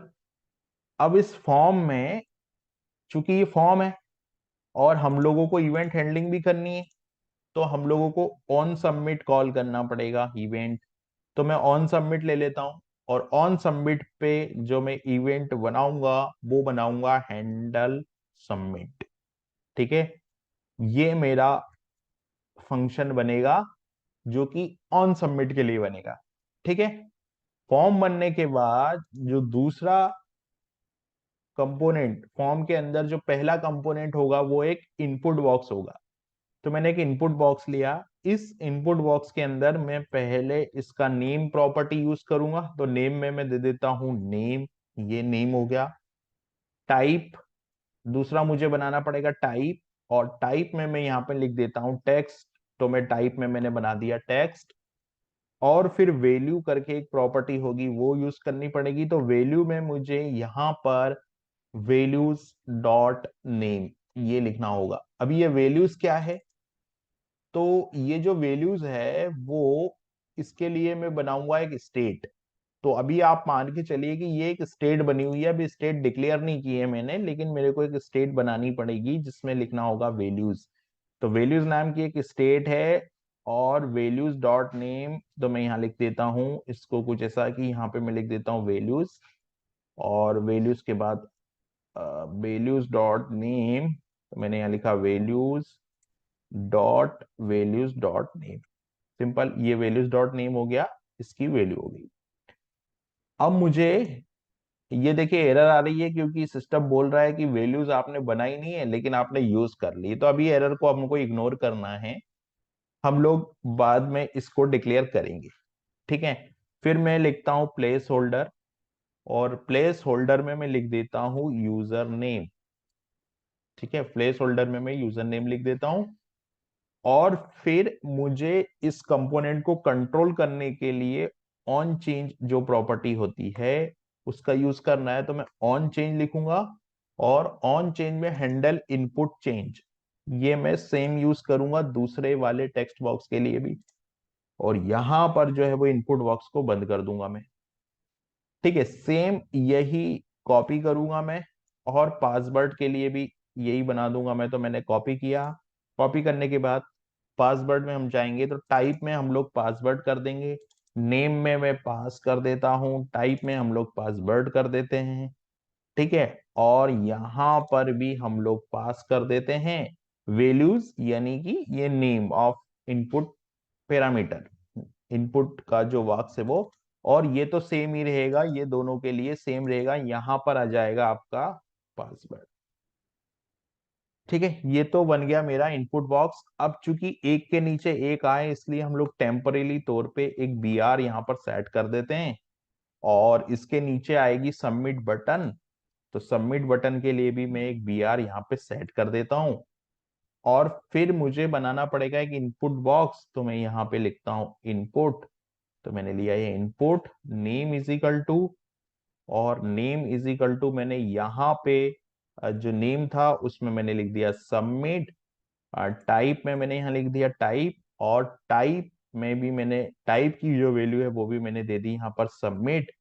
और वैल्यू में मैंने यहाँ पे जो वैल्यू है वो, तो ये वैल्यू जो है वैल्यू में मैंने यहाँ पे दे दी लॉगिन। तो ये वैल्यू हो गई मेरी, ये जो वैल्यू हो गई वो हो गई मेरी लॉगिन, और ये जो इनपुट बॉक्स है वो बंद हो गया। तो अभी ये कंपोनेंट बन गया मेरा। अब इस कंपोनेंट को अगर मैं प्रिंट करना चाहूं तो मैं यहाँ पे इस इंपोर्ट स्टेटमेंट को ले लेता हूं। तो मैंने इंपोर्ट स्टेटमेंट ले लिया, और यहां से इस कंपोनेंट को मैंने हटाया और यहाँ सेव कर दिया। अब आप देखोगे रिजल्ट, तो फिलहाल तो आ रही है एरर, क्योंकि हमने हैंडल सबमिट नहीं बनाया, वैल्यू नहीं बनाई, हैंडल इनपुट चेंज नहीं बनाया। तो पहले हम लोग क्या करते हैं कि इसको डिफाइन कर देते हैं, डिक्लेयर कर देते हैं, और हम लोगों ने एक्सपोर्ट भी नहीं किया है, तो हमको एक्सपोर्ट भी करना पड़ेगा। तो मैं लास्ट में जो है उसको एक्सपोर्ट, पहले तो मैं एक्सपोर्ट कर देता हूं। तो यहां पर मैं लिख देता हूं एक्सपोर्ट, और एक्सपोर्ट में जाके मैं लिख देता हूं default export, default login form. ये मैंने लिख दिया एक्सपोर्ट डिफॉल्ट लॉगिन फॉर्म। तो एक एरर तो दूर हो जाएगी एक्सपोर्ट वाली। अब बची हुई है हैंडल सबमिट। तो हमको हैंडल सबमिट बनाना है। पहले हैंडल सबमिट क्या करेगा, हैंडल सबमिट जो है वो हैंडल हैंडल सबमिट हम लोगों को बनाना है, ठीक है। तो हैंडल सबमिट को सिर्फ हम लोग डिक्लेयर करेंगे यहाँ पर। तो हैंडल सबमिट जो है वो एक एरो फंक्शन होगा, और उसको हम लोग केवल डिक्लेयर करेंगे, ठीक है। तो यहां पर मैं अभी हैंडल सबमिट को डिक्लेयर कर देता हूं। उसके बाद में मैं बाद में इसको पूरा बनाऊंगा। तो ये लॉगिन फॉर्म के अंदर ही हम लोग जाएंगे, रिटर्न के ऊपर जाते हैं। यहां पर मैं एक वेरिएबल ले लेता हूं, जिसे मैंने ले लिया कॉन्स्ट, और कॉन्स्ट में लेने के बाद में मैं लिखूंगा हैंडल सबमिट। हैंडल सबमिट के बाद में ये एरो फंक्शन बनेगा, तो यहां पर मैं ले लेता हूं इवेंट, ठीक है। और इवेंट के बाद में यहां पर इसको बना देता हूं एक एरो फंक्शन, सिंपल, ये एक एरो फंक्शन बन जाएगा, ठीक है। तो अभी एक एरर और दूर हो जानी चाहिए मेरे हिसाब से। तो एक एरर और दूर हो गई। अब आती है वैल्यूज और इनपुट चेंज की बात। तो जो इनपुट चेंज है वो भी सेम बनेगा। इसको मैं कॉपी कर लेता हूं। कॉपी करने के बाद में यहां पर मैं लिख देता हूं इनपुट हैंडल इनपुट चेंज। तो ये हैंडल इनपुट चेंज भी मैंने डिक्लेयर कर दिया। तो अभी जो है वो ये एरर भी यहाँ पर रिमूव हो गई। अब बात आती है वैल्यूज की। तो वैल्यूज हमको एक स्टेट बनानी है ना। और स्टेट कैसे बनती, स्टेट बनती यूज स्टेट से बनती है, ठीक है। तो हम लोग क्या करते हैं यहाँ पर कि यूज स्टेट का यूज करेंगे, और जो वैल्यूज प्रॉपर्टी हमने यहाँ यूज की है, वैल्यूज, उसके लिए हम लोगों को एक स्टेट डिफाइन करनी पड़ेगी। तो मैं क्या करता हूं, यहाँ पर एक स्टेट डिफाइन कर देता हूं। तो यहां हम जाते हैं और यहाँ पर हम लोग एक स्टेट डिफाइन कर देते हैं। तो मैं यहाँ लिखता हूँ कॉन्स्ट, यहाँ पर मैंने लिया कॉन्स्ट, और कॉन्स्ट लेने के बाद में यहाँ पर मैं लूंगा वैल्यूज, जो मैंने यहाँ यूज किया है वैल्यूज। तो मैं वैल्यूज ले लेता हूँ, कॉन्स्ट लिया, कॉन्स्ट लेने के बाद में मैंने वैल्यूज लिया, और स्टेट डिफाइन कर रहा हूं। तो यहाँ सेट स्टेट कॉल करना पड़ेगा मुझे। तो सेट, और सेट स्टेट की बजाय मैं लिखता हूँ सेट वैल्यूज। तो मैंने यहाँ पर सेट वैल्यूज ले लिया, और सेट वैल्यूज लेने के बाद में ये एक ऑब्जेक्ट हो जाएगा। तो मैंने इसको एज ए ऑब्जेक्ट कॉल किया, लेकिन यहाँ पर हम लोगों को यूज स्टेट यूज करना है, ऑब्जेक्ट यूज नहीं करना है, क्योंकि हम लोग फंक्शनल कंपोनेंट यूज कर रहे हैं। तो मैंने यहाँ पर यूज स्टेट लिया, और यूज स्टेट लेने के बाद में यहाँ पर जो यूज स्टेट होगा उसमें हम लोग पास कर देते हैं डिफॉल्ट वैल्यूज। तो डिफॉल्ट वैल्यूज हम लोग कैसे पास करेंगे, हम लोग एक ऑब्जेक्ट बना लेते हैं जिसमें कि यूजर नेम और पासवर्ड होगा। तो मैं यहाँ पे एक ऑब्जेक्ट बना लेता हूं। पहले ये एक ऑब्जेक्ट बनाया मैंने डिफॉल्ट वैल्यूज का, और ये डिफॉल्ट वैल्यूज यहाँ पे मैंने पास कर दिया, ठीक है। अब सेट वैल्यूज जब भी कॉल करेंगे तो ये वैल्यूज जो है वो सेट हो जाएगी। तो ये हम लोगों ने इतना काम किया अभी, कि फॉर्म बना लिया है उस, और ये वैल्यू बना ली है। तो आप देखोगे एरर चली गई है, लेकिन अभी फॉर्म पे कुछ होगा नहीं, ये सिर्फ अभी फॉर्म बना है, ठीक है। तो अभी लॉगिन फॉर्म देखो, ये लॉगिन फॉर्म यहाँ पर आ गया, ये कंपोनेंट हमारा लॉगिन फॉर्म का यहाँ पर आ गया, यूजर नेम पासवर्ड। और लॉगिन फॉर्म के नीचे यहाँ पर मैंने नोड लिस्ट को रेंडर कराया है, तो ये नोड लिस्ट भी यहाँ पर, ये नोड लिस्ट है और ये लॉगिन फॉर्म है। इतना काम अभी हमारा हो गया। अब हमको क्या करना है, अब हमको करना है सबसे पहले तो हैंडल सबमिट, और यहाँ पर हैंडल इनपुट चेंज। तो हैंडल इनपुट चेंज की कोडिंग हम लोग करते हैं, वो इजी कोडिंग है। तो हैंडल इनपुट चेंज की कोडिंग पहले हम लोग कर देते हैं। ये हैंडल इनपुट चेंज है मेरा। हैंडल इनपुट चेंज के अंदर मुझे सबसे पहले तो मैं बनाता हूँ कॉन्स्ट। ये मैंने कॉन्स्ट लिया और इसके अंदर मैं यहाँ पर हम लोग इसको दो डिस्ट्रक्चरिंग कर लेते हैं। तो जैसे मैंने लिया नेम, और नेम के बाद में दूसरा मैंने लिया वैल्यू। ठीक है, नेम और वैल्यू। और यहां पर हम लोगों ने लिया event dot target. Simple, event dot target, क्योंकि ये वाला इवेंट है यहाँ, तो इवेंट डॉट टारगेट ले लिया है, इवेंट डॉट टारगेट। अब इवेंट डॉट टारगेट से क्या होगा, यहां पर ये नेम है और ये वैल्यू है, नेम यानी कि ये, वैल्यू यानी कि, तो इवेंट डॉट टारगेट। और यहां पर मेरे को सेट वैल्यूज करनी पड़ेगी, लेकिन जो सेट वैल्यूज है वो किस फॉर्मेट में करनी पड़ेगी, डी स्ट्रक्चर के फॉर्मेट में करनी पड़ेगी, क्योंकि यहाँ सेट वैल्यूज है और डॉट डॉट डॉट करके वैल्यूज। अभी ये वैल्यूज क्या है, ये वाला फंक्शन है। ठीक है, और यहां पर मैंने क्या किया, नेम और वैल्यू। तो नेम है, नेम की जो भी वैल्यू होगी, जैसे फर्स्ट वाला नेम तो नेम हो जाएगा, सेकंड वाले नेम में पासवर्ड है तो उसकी वैल्यू, तो ये वाला जो वैल्यूज वेरिएबल है वो क्या हो जाएगा, अपडेट हो जाएगा। तो ये हम लोगों ने चेंज, जैसे ही कोई वैल्यू चेंज करेगा उसी पे ये सेट वैल्यूज जो है वो चेंज हो जाएगी। तो यहाँ नेम और वैल्यूज मैंने लिया है, और नेम और वैल्यूज लेके मैंने टारगेट, इवेंट डॉट टारगेट लिया। इवेंट डॉट टारगेट लेने के बाद में यहाँ पर मैंने उसको सेट कर दिया। सेट वैल्यूज में हमको डी स्ट्रक्चरिंग करनी होती है, क्योंकि सेट स्टेट तो डायरेक्ट अपडेट कर देता था, लेकिन अगर हम लोग यूज स्टेट यूज करेंगे तो यूज स्टेट में हमको यहाँ पर डी स्ट्रक्चरिंग करनी पड़ेगी। तो ये कोडिंग हो गई हमारी इनपुट हैंडल इनपुट चेंज की। ठीक है, हैंडल इनपुट चेंज हो गया।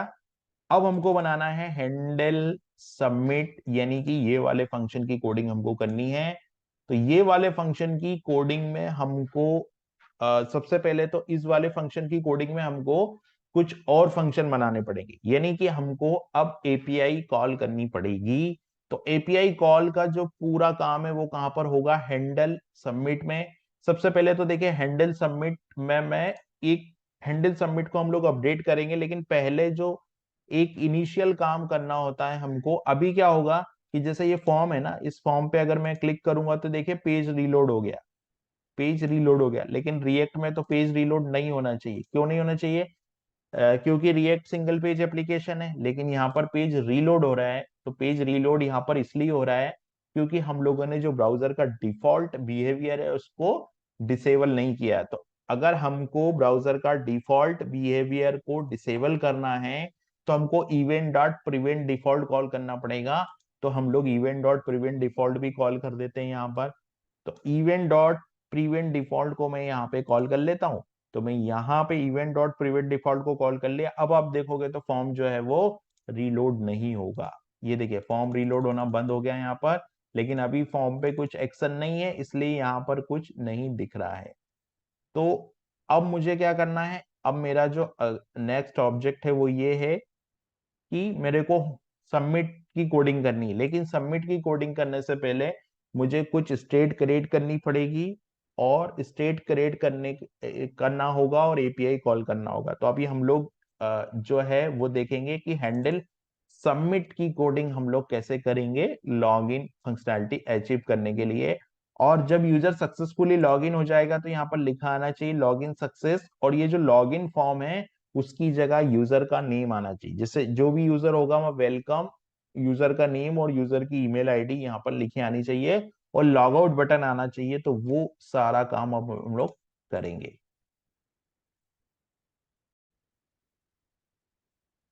दोस्तों, हम जो एप्लीकेशन बना रहे थे रिएक्ट और ड्रूपल के कॉम्बिनेशन से, उसमें हम लोगों को लॉगिन फॉर्म कंपोनेंट बनाना था। तो हम लोगों ने क्या किया, लॉगिन फॉर्म कंपोनेंट बनाया। ठीक है, अब लॉगिन फॉर्म कंपोनेंट जब हमने बनाया तो इसका ऑन सबमिट हम लोग डिजाइन कर रहे थे। हम लोगों ने यहाँ पर आप देखोगे तो सबमिट हैंडल सबमिट बना लिया था, हैंडल इनपुट चेंज भी बना लिया था। ठीक है, अभी ये हैंडल सबमिट का हम कोड लिख रहे थे और हम लोगों ने यहाँ पर इवेंट डॉट प्रिवेंट डिफॉल्ट तक का काम जो है वो कर लिया था। ठीक है, अब मुझे क्या करना है, मेरे को अब यहाँ पर इसके आगे का कोड लिखना है। तो इसके आगे का कोड लिखने के लिए मुझे कुछ स्टेट की जरूरत पड़ेगी, है ना। तो मैं पहले तो क्या करूंगा, पहले मैं कुछ स्टेट डिफाइन करूंगा। तो जैसे मेरे पास में मुझे मुझे एक स्टेट चाहिए, जैसे सेट रिजल्ट, है ना। अभी सेट रिजल्ट स्टेट का काम में आएगी। तो मैं यहाँ पर पहले तो सारी स्टेट जो है वो लिख देता हूं। तो मुझे जो एक स्टेट चाहिए कि सबमिशन के लिए, है ना, ये स्टेट का क्या काम होगा, इस स्टेट का काम यहाँ पर ये होगा कि फॉर्म सबमिट हुआ है या नहीं। तो अभी तो मैंने इसमें फॉल्स वैल्यू कर दी है, जैसे ही फॉर्म सबमिट होगा तो वैल्यू जो है वो ट्रू हो जाएगी। ठीक है, उसके बाद में एक मुझे मैसेज प्रिंट करवाना है कि यूजर लॉगिन सक्सेस हुआ कि कुछ एरर आई। तो उसके लिए मुझे एक स्टेट चाहिएगी जिसको मैं बोलूंगा यहाँ पर सेट रिजल्ट। ठीक है, इसमें सक्सेस, एरर और मैसेज तीन पैरामीटर यहाँ पे आ जाएंगे। और डिफॉल्ट वैल्यू तो मैंने रखी ली है। और उसके बाद एक स्टेट मुझे चाहिएगी इज लॉगिन। अगर यूजर सक्सेसफुली लॉगिन हो जाता है तो मैं इस स्टेट को यूज करूंगा और यहां पर मैं लिख दूंगा इज लॉगिन की वैल्यू ट्रू सेट कर दूंगा। ठीक है, तो ये हो गया मेरा पूरा कोड जिसमें मैंने यहां पर सारी स्टेट डिफाइन कर दी है। अब इस स्टेट का यूज मुझे यहां पर करना है, लेकिन उसके पहले, ठीक है, इसके पहले मेरे को एक लाइब्रेरी बनानी होगी और यहां पर एपीआई कॉल भी करना पड़ेगा। तो जो एपीआई कॉल का कोड है वो मुझे यहां लिखना होगा, है ना। तो अभी हम लोग जो एपीआई कोड का देखो, पहले तो मैं अब यहां पर सेट सबमिट, यहां पर मैंने ये फंक्शन बनाया सेट सबमिशन। तो मैं इसकी वैल्यू को यहाँ पे ट्रू कर दूंगा क्योंकि फॉर्म के सबमिट होने पर ही ये फंक्शन जो है वो कॉल होगा। तो मैं यहाँ पे इसको वैल्यू को कर देता हूँ ट्रू। ठीक है, ये वैल्यू यहाँ पर मैं ट्रू कर दूंगा। ठीक है, उसके बाद मैं क्या करूंगा, मुझे क्या करना होगा कि एक फाइल में बनाऊंगा जिसमें सारा कोड में लिखूंगा जो एपीआई से कम्युनिकेट करेगा। तो उस कोड को लिखने के लिए मैं यहां लिखूंगा इंपोर्ट। और इंपोर्ट के अंदर मैं यहां पर एक फंक्शन बनाऊंगा जिसको मैं नाम दूंगा यूजर लॉगिन। ठीक है, यूजर लॉगिन। और यूजर लॉगिन फ्रॉम, इसको मैं कनेक्ट कर दूंगा यूजर लॉगिन फ्रॉम। और ये जो हो जाएगा वो हो जाएगा मेरा यहाँ पर एक फोल्डर बनाऊंगा मैं UTILS करके, और इसके अंदर में बनाऊंगा ऑथ। ठीक है, ये वो फाइल में बनाऊंगा और ऑथ के ऑब्जेक्ट को मैं कॉल करूंगा यहां पर। सिंपल है, ऑथ का जो ऑब्जेक्ट होगा यूजर लॉग इन, उसको मैं कॉल करूंगा। तो जो ऑथ का ऑब्जेक्ट मैं बनाऊंगा वो मैं बनाऊंगा यूजर लॉगिन के नाम से। तो मैं पहले क्या करता हूं, यहां पर एक ऑब्जेक्ट बना लेता हूं। तो मैंने बनाया कॉन्स्ट, और यहां पर मैंने लिखा कॉन्स्ट, और कॉन्स्ट के बाद में मैंने लिखा ऑथ इज इक्वल टू, और ऑथ इज इक्वल टू मैंने यहां पर लिखा यूजर लॉगिन। सिंपल, ये यूजर लॉगिन हो गया और ये ऑथ हो गया। यहां तक चीजें हो गई है क्लियर। अब मुझे क्या करना है, अब मेरे को यहां पर यूजर को लॉगिन करवाना है। सिंपल, तो यूजर को लॉगिन करवाने के लिए मेरे को कोड लिखना है। तो यहां पर मैंने अभी ये फाइल नहीं बनाई है, लेकिन मैं फाइल बना देता हूं चलो। तो मैं यहाँ जाता हूँ, यहाँ पर मैं इस फोल्डर को बनाता हूँ, न्यू फोल्डर, ये फोल्डर हो गया।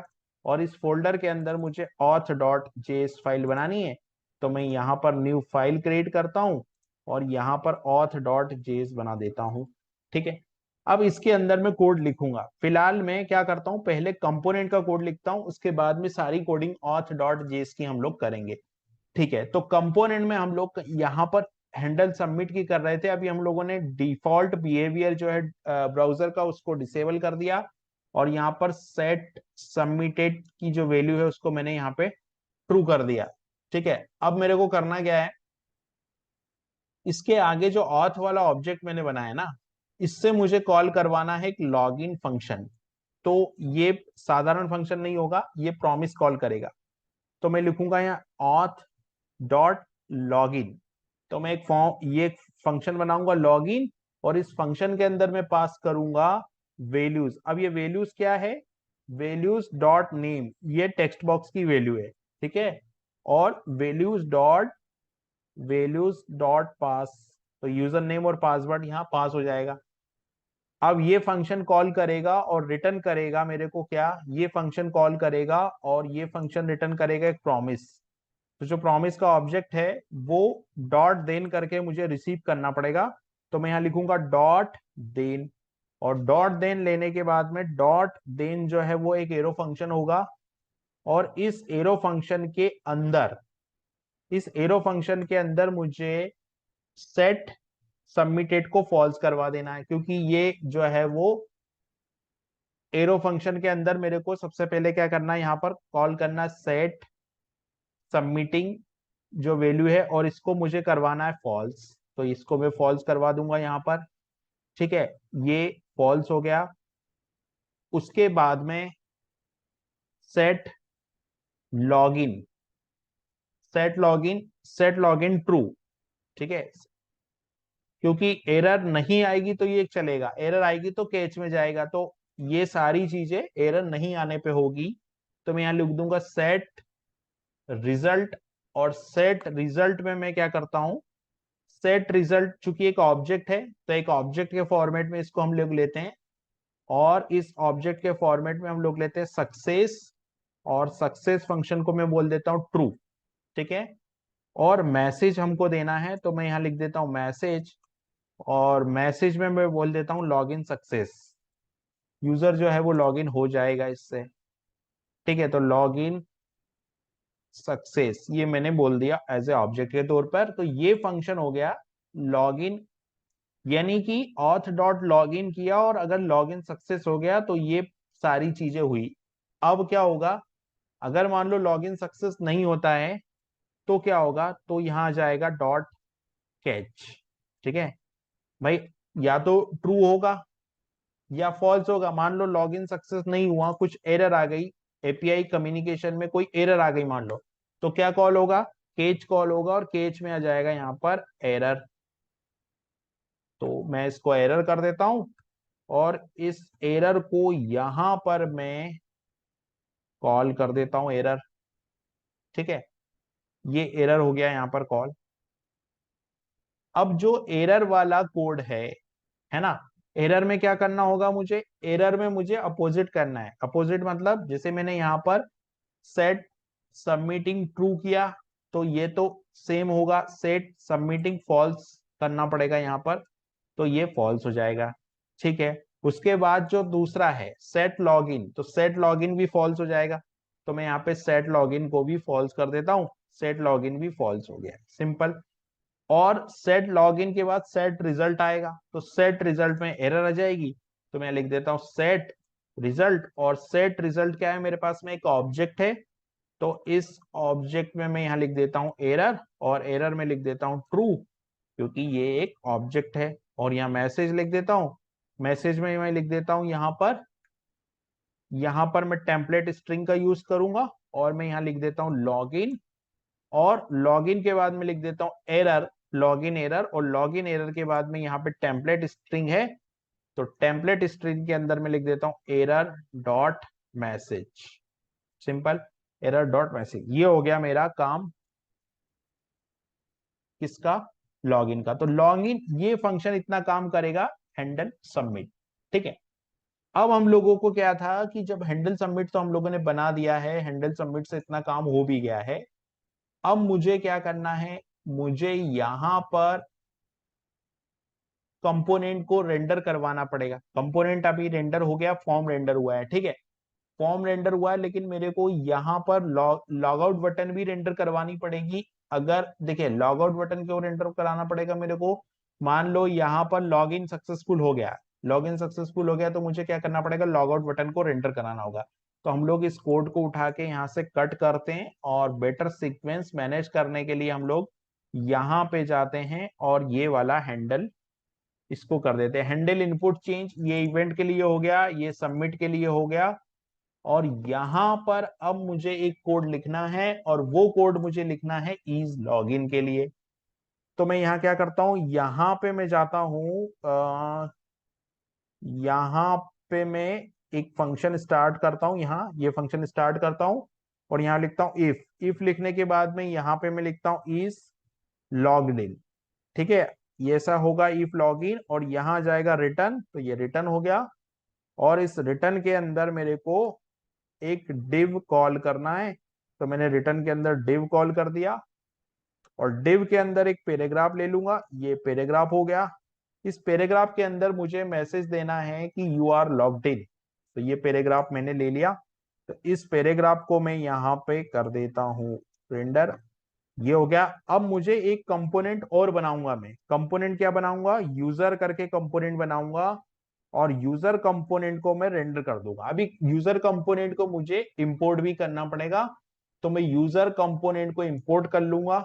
तो मैं यहाँ पे जाता हूं और इंपोर्ट यूजर कंपोनेंट कर लेता हूं। इंपोर्ट यूजर कंपोनेंट यानी कि यहाँ पे जाके यूजर कंपोनेंट को इंपोर्ट कर लेता हूं और यहाँ पर मैं एक फाइल भी बना लेता हूं जो कि होगी एसआरसी के अंदर, और इसको मैं बोल देता हूं यूजर डॉट जेएस। सिंपल, ये यूजर डॉट जेएस हो गया। अब मुझे यहाँ पर क्या करना है वो देखना है, तो ये हो गया इज लॉगिन। इज लॉगिन के बाद मेरे को यहाँ पे एक लॉग आउट बटन भी रेंडर करवानी है, तो मैं यहाँ पर एक लॉग आउट बटन भी रेंडर करवा दूंगा। तो यूजर के नीचे में एक लॉग आउट बटन रेंडर करवा देता हूं और ये जो लॉग आउट बटन है ये ऑथ डॉट लॉग आउट ये फंक्शन बनाना पड़ेगा और dot then set login fails, यानी कि मुझे लॉग आउट फंक्शन भी एक डिजाइन करना पड़ेगा। ठीक है, अब यहां पर आएगा इज सबमिटिंग। तो सिस्टम जब तक एपीआई से बात करेगा तब तक हमको एक होल्ड का मैसेज यहाँ पे दिखाना पड़ेगा, जैसे आप देखते हैं कि सर्कल घूमता है ना, क्योंकि यहाँ पर क्या होगा, एसिंक्रोनस कम्युनिकेशन होगा। सर्वर पे थर्ड पार्टी पे रिक्वेस्ट जाएगी और वहां से आएगी, तो उसके लिए मेरे को एक फंक्शन यहाँ बनाना होगा और वो मैं बनाता हूँ इज सबमिटिंग। तो इज लॉगिन हो गया, इज लॉगिन होने के बाद में यहाँ पर जो है वो इज सबमिटिंग हो गया, तो इज सबमिटिंग हो गया।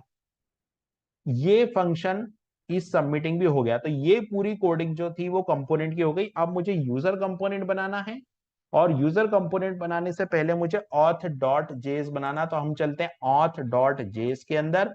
तो सबसे पहले तो देखो ऑथ डॉट जेएस में मुझे यहां पर एक कॉन्फ़िग प्रॉमिस का ऑब्जेक्ट बनाना होता है, जो मैंने यहां बना लिया। इसका यूज देखेंगे हम लोग किस तरीके से इसका यूज करेंगे वो हम लोग देखेंगे। ठीक है, अब ये ऑथ डॉट जेएस के अंदर चूंकि मैंने यहां पर ये फंक्शन यूजर बनाया था यूजर लॉगिन, तो मुझे यूजर लॉगिन यहां बनाना पड़ेगा। तो मैं लिखूंगा एक्सपोर्ट और export function user login, simple user login लिख देता हूं। और इस फंक्शन के अंदर मैं ऑप्शनल कॉन्फ़िग ऑब्जेक्ट ले लेता हूं, जरूरत पड़ी तो, नहीं तो ये ऑप्शनल होगा क्योंकि मैं कॉन्फ्लिक्ट ऑब्जेक्ट को बनाऊंगा एज ए स्टेटिक। ठीक है, अब मुझे चाहिएगा एक ऑब्जेक्ट। ये ऑब्जेक्ट काय के लिए चाहिए मेरे को, ये ऑब्जेक्ट मुझे चाहिएगा, यहां पर एक ऑब्जेक्ट मुझे चाहिएगा और ये ऑब्जेक्ट इसलिए चाहिएगा मुझे ताकि मुझे ड्रुपल, देखिए यहाँ पर ये जितनी भी कॉन्फ़िगरेशन लगेगी वो इस ऑब्जेक्ट के अंदर रखूंगा। तो पहले मैं ड्रुपल को ऑन कर लेता हूं, तो मैं यहाँ पर डोकर चालू कर लेता हूं क्योंकि मेरा जो ड्रुपल है वो डोकर पे सेटअप है। तो पहले मेरे को बैकएंड सर्वर चालू करना होगा, तो मैं यहाँ पे ड्रुपल को चालू कर लेता हूं। तो मैंने यहाँ पर रिक्वेस्ट करी, ये सर्वर जो है डोकर जो है वो स्टार्ट हो रहा है। एक बार जो डोकर स्टार्ट हो जाएगा, एक बार डोकर स्टार्ट हो गया तो उसके बाद हम लोग क्या करेंगे, उसके बाद हम लोग सर्वर को ऑन करेंगे। ठीक है, अब हमको क्या करना है नेक्स्ट काम, पहले तो इसको हम लोग देख लेते हैं। ये तो बेस यूआरएल रहेगा आपके सर्वर का जहां आप रिक्वेस्ट करने जा रहे हो वो। ये टोकन नेम जो कि मैंने लोकल स्टोरेज यूज करने के लिए की बनाई है, जिसको मैंने दिया ड्रूपल ऑथ टोकन नाम। क्लाइंट आईडी, जब आप जेसन एपीआई मॉड्यूल कॉन्फ़िग कर रहे हो और सिंपल ऑथ आपने कॉन्फ़िग किया तो वहां पर आप एक आईडी कॉन्फ़िग करोगे, वही आईडी आपको यहाँ पर रखनी होगी। इसके लिए आपने अगर जेसन एपीआई मॉड्यूल की सीरीज देखी है तो आपको पता चल जाएगा कि क्लाइंट आईडी किस तरीके से जनरेट होती है। क्लाइंट सीक्रेट, ये क्लाइंट सीक्रेट होगा, और ये वो यूजर रोल का नेम है जिससे कि कंज्यूमर टाइप का यूजर ही इस एपीआई को एक्सेस कर पाएगा।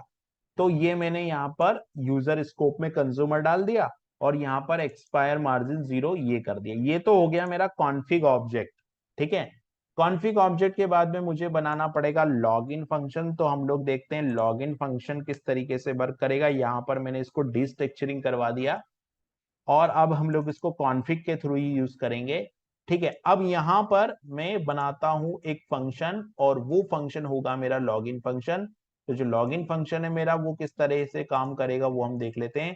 लॉगिन फंक्शन के अंदर हम किस तरीके से काम करना है वो देखेंगे। ये मेरा लॉगिन फंक्शन है।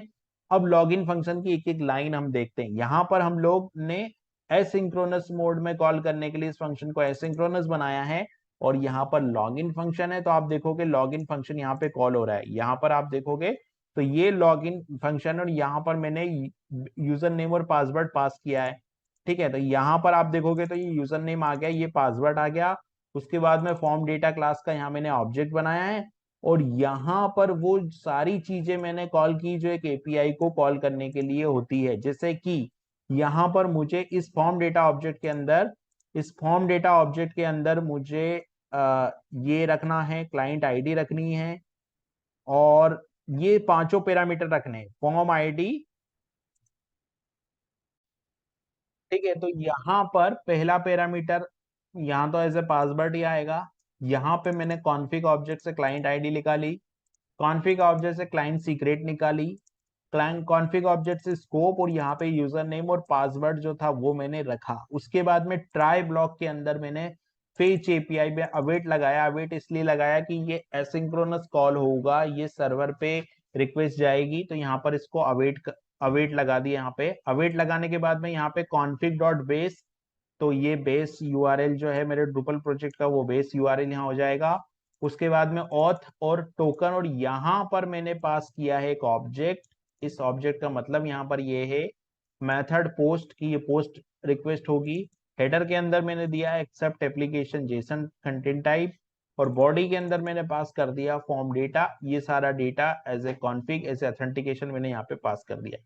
जो रिस्पॉन्स आएगा उसमें मैंने कांस्टेंट डेटा, कॉन्स्ट डेटा, और डेटा में अवेट रिस्पॉन्स डॉट जेसन लिया। तो जो डेटा है वो जो भी रिजल्ट है, जो भी रिस्पॉन्स है, वो डेटा में आ जाएगा। और यहाँ पे डेटा डॉट एरर अगर आती है तो कंसोल लॉग में ये मैसेज आएगा, और यहाँ से ये प्रॉमिस रिजेक्ट होकर रिटर्न हो जाएगा। और एरर जो है वो यहाँ पर error retrieving auth token data dot error, जो भी एरर है वो मैसेज यहाँ पर हमको दिख जाएगा। तो ये तो था एरर के लिए। और मान लो अगर एरर नहीं आती है तो फिर क्या करेगा, फंक्शन रिटर्न करेगा यहाँ से save token data. Save token data क्या करेगा, लोकल स्टोरेज में वैल्यू सेव करेगा। तो सेव टोकन डेटा की कोडिंग हमको करनी है। उसके बाद में यहाँ पे केच केच में जाएगा ERR, और यहाँ पर अगर मान लो कोई एरर आ जाती है इस कम्युनिकेशन के अंदर, तो ये जो ट्राई ब्लॉक है, इस ट्राई ब्लॉक से सीधा केच ब्लॉक में आएगा। और केच ब्लॉक में आने के बाद यहाँ पे जो है वो एपीआई गॉट एरर, और यहाँ पर एरर को प्रिंट कर देगा। अब हमको करना है सेव टोकन की कोडिंग। तो सेव टोकन जो फंक्शन है वो कुछ इस तरीके से होगा। सेव टोकन फंक्शन की बात हम करें तो ये यहाँ से स्टार्ट हो गया, यहाँ से स्टार्ट हुआ, यहाँ बंद हुआ, और यहाँ हम कोडिंग लिखेंगे सेव टोकन की। तो देखिए सेव टोकन में हम लोगों ने एक ऑब्जेक्ट बनाया टोकन नाम का। Token dot date is equal to math dot floor, और यहाँ पर हम लोगों ने एक जो डेट है वो यहाँ पर पास की।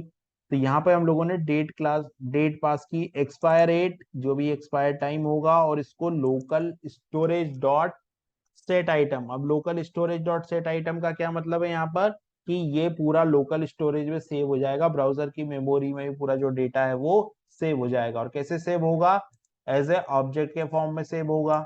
और फिर मैंने को यहाँ पर एक लॉग आउट फंक्शन बनाना है, तो मैंने यहाँ पर लॉग आउट की कोडिंग की। और लॉग आउट ये फंक्शन कब चलेगा, ये यूजर जब लॉग आउट बटन को क्लिक करेगा तब ये फंक्शन चलेगा, और यूजर जब लॉग इन बटन को क्लिक करेगा तब ये फंक्शन चलेगा। और इस फंक्शन के अंदर जो है वो,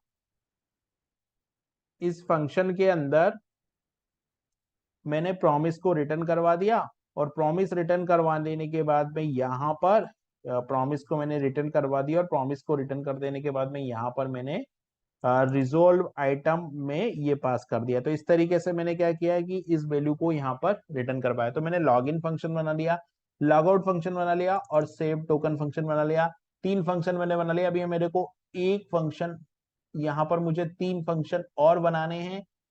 जो 3 फंक्शन मुझे बनाने हैं वो कौन कौन से बनाने हैं वो देखेंगे। तो मैं यहाँ पर इसको जो सारे फंक्शन है उसको रिटर्न भी करना है, तो मैं यहाँ पर उन फंक्शन को डिक्लेयर कर लेता हूँ एक बार। तो देखिए यहाँ पर मैं लॉग इन फंक्शन बना चुका हूँ, लॉग आउट फंक्शन बना चुका हूँ, टोकन फंक्शन बना चुका हूँ। अभी मुझे इज लॉग इन फंक्शन बनाना है और रिफ्रेश लॉग इन फंक्शन बनाना है। यानी कि मुझे अभी 2 फंक्शन और बनाने हैं, रिफ्रेश टोकन और रिफ्रेश टोकन के बाद में टोकन, रिफ्रेश टोकन और टोकन और ईज लॉगिन। तो मैं सबसे पहले तो ईज लॉगिन बनाता हूं। ईज लॉगिन क्या करेगा, ईज लॉगिन फंक्शन टोकन के आधार पे चलेगा। तो मैं ईज लॉगिन फंक्शन की कोड यहां लिख देता हूं। तो यहां पर जो है वो मैंने लिख दिया यहाँ पर ईज लॉगिन का कोड। ईज लॉगिन में मैंने क्या किया, यहाँ पर ऑथ टोकन में टोकन फंक्शन को कॉल किया और अगर सब कुछ सही है तो प्रॉमिस रिटर्न होकर रिजोल्व होगा, और नहीं तो प्रॉमिस जो है वो रिजेक्ट होके प्रॉमिस जो है वो रिकॉल होगा। अब यहां पर बचता है मेरा एक और फंक्शन, और वो फंक्शन है मेरा यहाँ पर टोकन फंक्शन और रिफ्रेश टोकन फंक्शन। तो टोकन फंक्शन और रिफ्रेश टोकन फंक्शन को भी मैं यहाँ डिफाइन कर देता हूं। पहले मैं, मेरे पास जो है वो टोकन फंक्शन है, तो पहले मैं टोकन फंक्शन को कॉल करता हूँ, ठीक है। यहाँ जाते हैं हम लोग और यहाँ टोकन फंक्शन को हम लोगों ने कॉल किया। अब इसका क्या मतलब है वो हम लोग देख लेते हैं। टोकन फंक्शन की जो बॉडी है वो यहां से यहां तक चल रही है, ठीक है।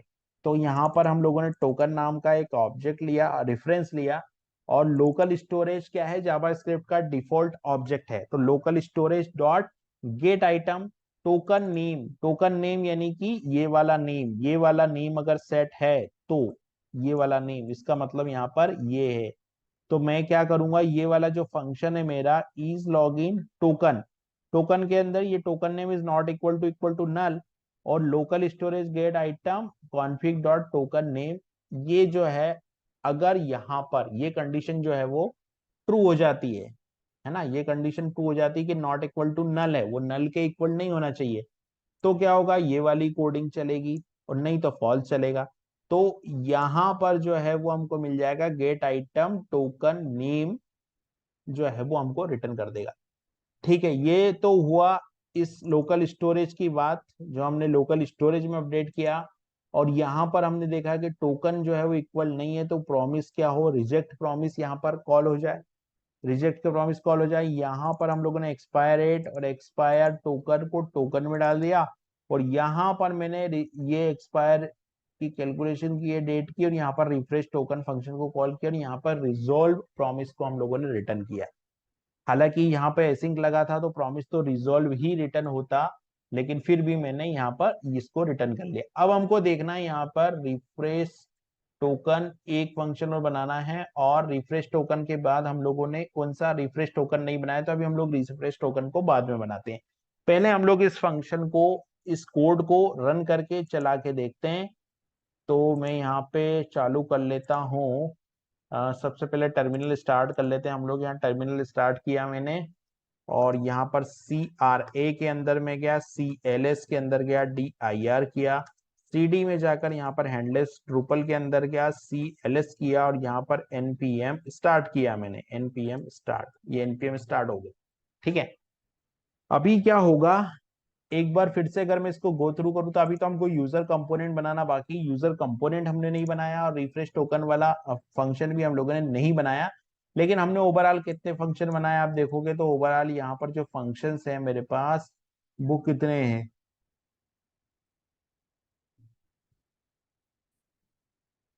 ऑथ में ना, यहाँ पर देखो इतने फंक्शन है ऑथ में। अगर आप देखोगे तो यहाँ पर जो फंक्शंस है वो मेरे पास कितने फंक्शंस है, यहाँ पर मेरे पास दो, दो चार और एक 5 फंक्शन है।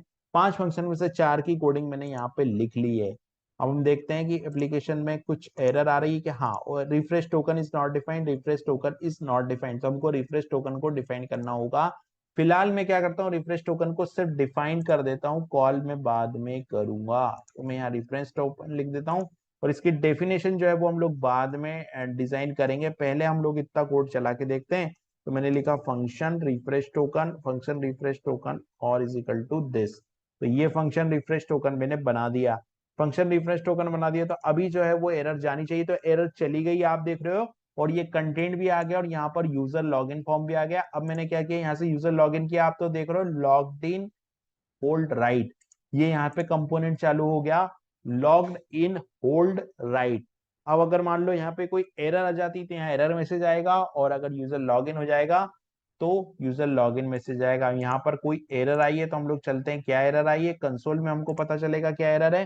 कंसोल में एरर है यहाँ पर कि check the render method of login form, login form का जो रेंडर मेथड है उसमें कुछ एरर है। तो हम लोग चलते हैं लॉगिन फॉर्म के अंदर, और लॉगिन फॉर्म में हमको यहाँ पर रेंडर मेथड में एरर है ऐसा सिस्टम बोलता है। तो यहाँ लॉगिन फॉर्म में गए, लॉगिन फॉर्म में मैंने रिटर्न डिव, डिव के अंदर मैंने डिव रिटर्न करवाया, डिव के अंदर यहाँ पर फॉर्म रिटर्न करवाया, एक्सपोर्ट भी किया फॉर्म को, और यहाँ पर मुझे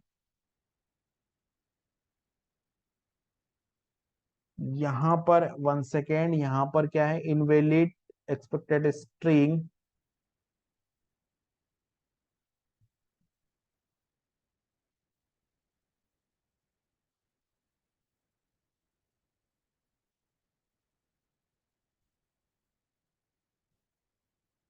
नेम्ड इंपोर्ट, नेम्ड इंपोर्ट है कोई चीज यहाँ पर ये बोल रहा है, तो हम लोगों ने यहाँ पर यूजर, और यहाँ पे यूजर फ्रॉम डॉट यूजर, और यूजर लॉगिन फ्रॉम, यहाँ पर हम लोगों ने यूजर, अच्छा यूजर कंपोनेंट हम लोगों ने अभी, इस यूजर कंपोनेंट को हम लोगों को अभी कमेंट कर देते हैं, क्योंकि हमने यूजर कंपोनेंट अभी बनाया नहीं है, इसलिए भी एरर आ सकती है। तो यूजर कंपोनेंट को मैंने हटा दिया, ठीक है। अब दोबारा से मैं लॉगिन करता हूं, है ना। तो मैंने यहाँ पर लॉगिन किया है इसको, क्योंकि हो सकता है कि हम लोगों ने उसको एक्सपोर्ट नहीं किया था इसलिए एरर आ रहा हो। अभी मैंने लॉगिन किया है, तो देखिए यू आर लॉग्ड इन, तो अभी जो यूजर है वो हमारा क्या हो गया, यहाँ पर लॉगिन हो गया, और यहाँ पर लॉग आउट बटन आ गया है। लॉग आउट बटन क्लिक करेंगे तो यहाँ पे लॉगिन हो जाएगा, लॉग आउट हो जाएगा। तो यहाँ पर हम लोगों ने कितने फंक्शन बनाए, यहाँ पर हम लोगों ने ये जो फाइल बनाई है इसमें लॉगिन एक फंक्शन बनाया, लॉग आउट एक फंक्शन बनाया, ईज लॉगिन एक फंक्शन बनाया, और टोकन एक फंक्शन बनाया, रिफ्रेश एक टोकन फंक्शन बनाया। रिफ्रेश टोकन की कोडिंग अभी हमने नहीं किया, अभी हमको इसकी जरूरत नहीं है, तो इसको मैं अभी हटा रहा हूँ यहाँ से, और केवल इतने ही फंक्शन मुझे चाहिए। एक एक करके सारे फंक्शन को एक बार और हम लोग देख लेते हैं, और इसका कोड मैं शेयर कर दूंगा जब प्रोजेक्ट पूरा कंप्लीट हो जाएगा, तो आप कोड की टेंशन मत लीजिएगा।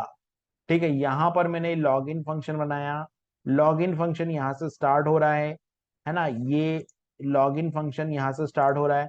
लॉगिन फंक्शन के अंदर मैंने जितना डेटा रिक्वायर्ड है वो एक फॉर्म डेटा के अंदर अपेंड किया, फिर ट्राई लगाया, यहाँ पर फेच एपीआई को रिक्वेस्ट किया, हेडर के अंदर ये वैल्यू दी, फॉर्म डेटा मैंने यहाँ पर बॉडी में जितना डेटा था वो एज ए फॉर्म डेटा भेजा, यहाँ पर डेटा के अंदर सब चीजें रिसीव की, डेटा डॉट एरर आएगा तो एक कंसोल मैसेज आएगा, और डेटा डॉट रिजेक्ट आ जाएगा तो यहाँ पर ये मैसेज आ जाएगा। तो ये तो हो गया मेरा लॉगिन का। उसके बाद में दूसरा जो था वो मैंने सेव टोकन, तो सेव टोकन तो छोटा सा फंक्शन है, लोकल स्टोरेज का यूज करने के लिए किया, तो local storage dot set item करके मैंने यहाँ पर जो है वो पूरे जो वैल्यू मुझे रिक्वायर्ड थी उसको मैंने यूज किया, और यहाँ पर लॉग आउट बनाया, तो लॉग आउट में तो मैंने local storage dot remove item, local storage से आइटम को रिमूव किया, और प्रॉमिस को एज ए रिजोल्व मैंने यहाँ से रिटर्न कर दिया। ईज लॉगिन हम लोगों ने बनाया है, ईज लॉगिन इसलिए बनाया ताकि हम लोग यहाँ पे रेंडरिंग प्रॉपर करवा सके। ये जो है यहाँ पर देखो ईज लॉगिन, ये कॉल हो भी रहा होगा, यहाँ पर ये ईज लॉगिन फंक्शन यहाँ कॉल हो रहा है, और ईज लॉगिन फंक्शन कॉल हो रहा है, तो यहाँ पर ये जो वैल्यू है वो आ रही है। तो ईज लॉगिन मैंने यहाँ पर बनाया, ईज लॉगिन, ये हो गया मेरा ईज लॉगिन। तो इस तरीके से मैंने यहाँ पर 5 मेथड बनाए, और इससे जो है वो यूजर को मैंने लॉगिन कर पाया। अभी हम लोग नेक्स्ट सेशन में हम लोग क्या करेंगे, यूजर कंपोनेंट बनाएंगे, और यहाँ पर यूजर कंपोनेंट को हम लोग रेंडर करवाएंगे, उसमें हम लोग वेलकम और यूजर का नेम भी लिखेंगे।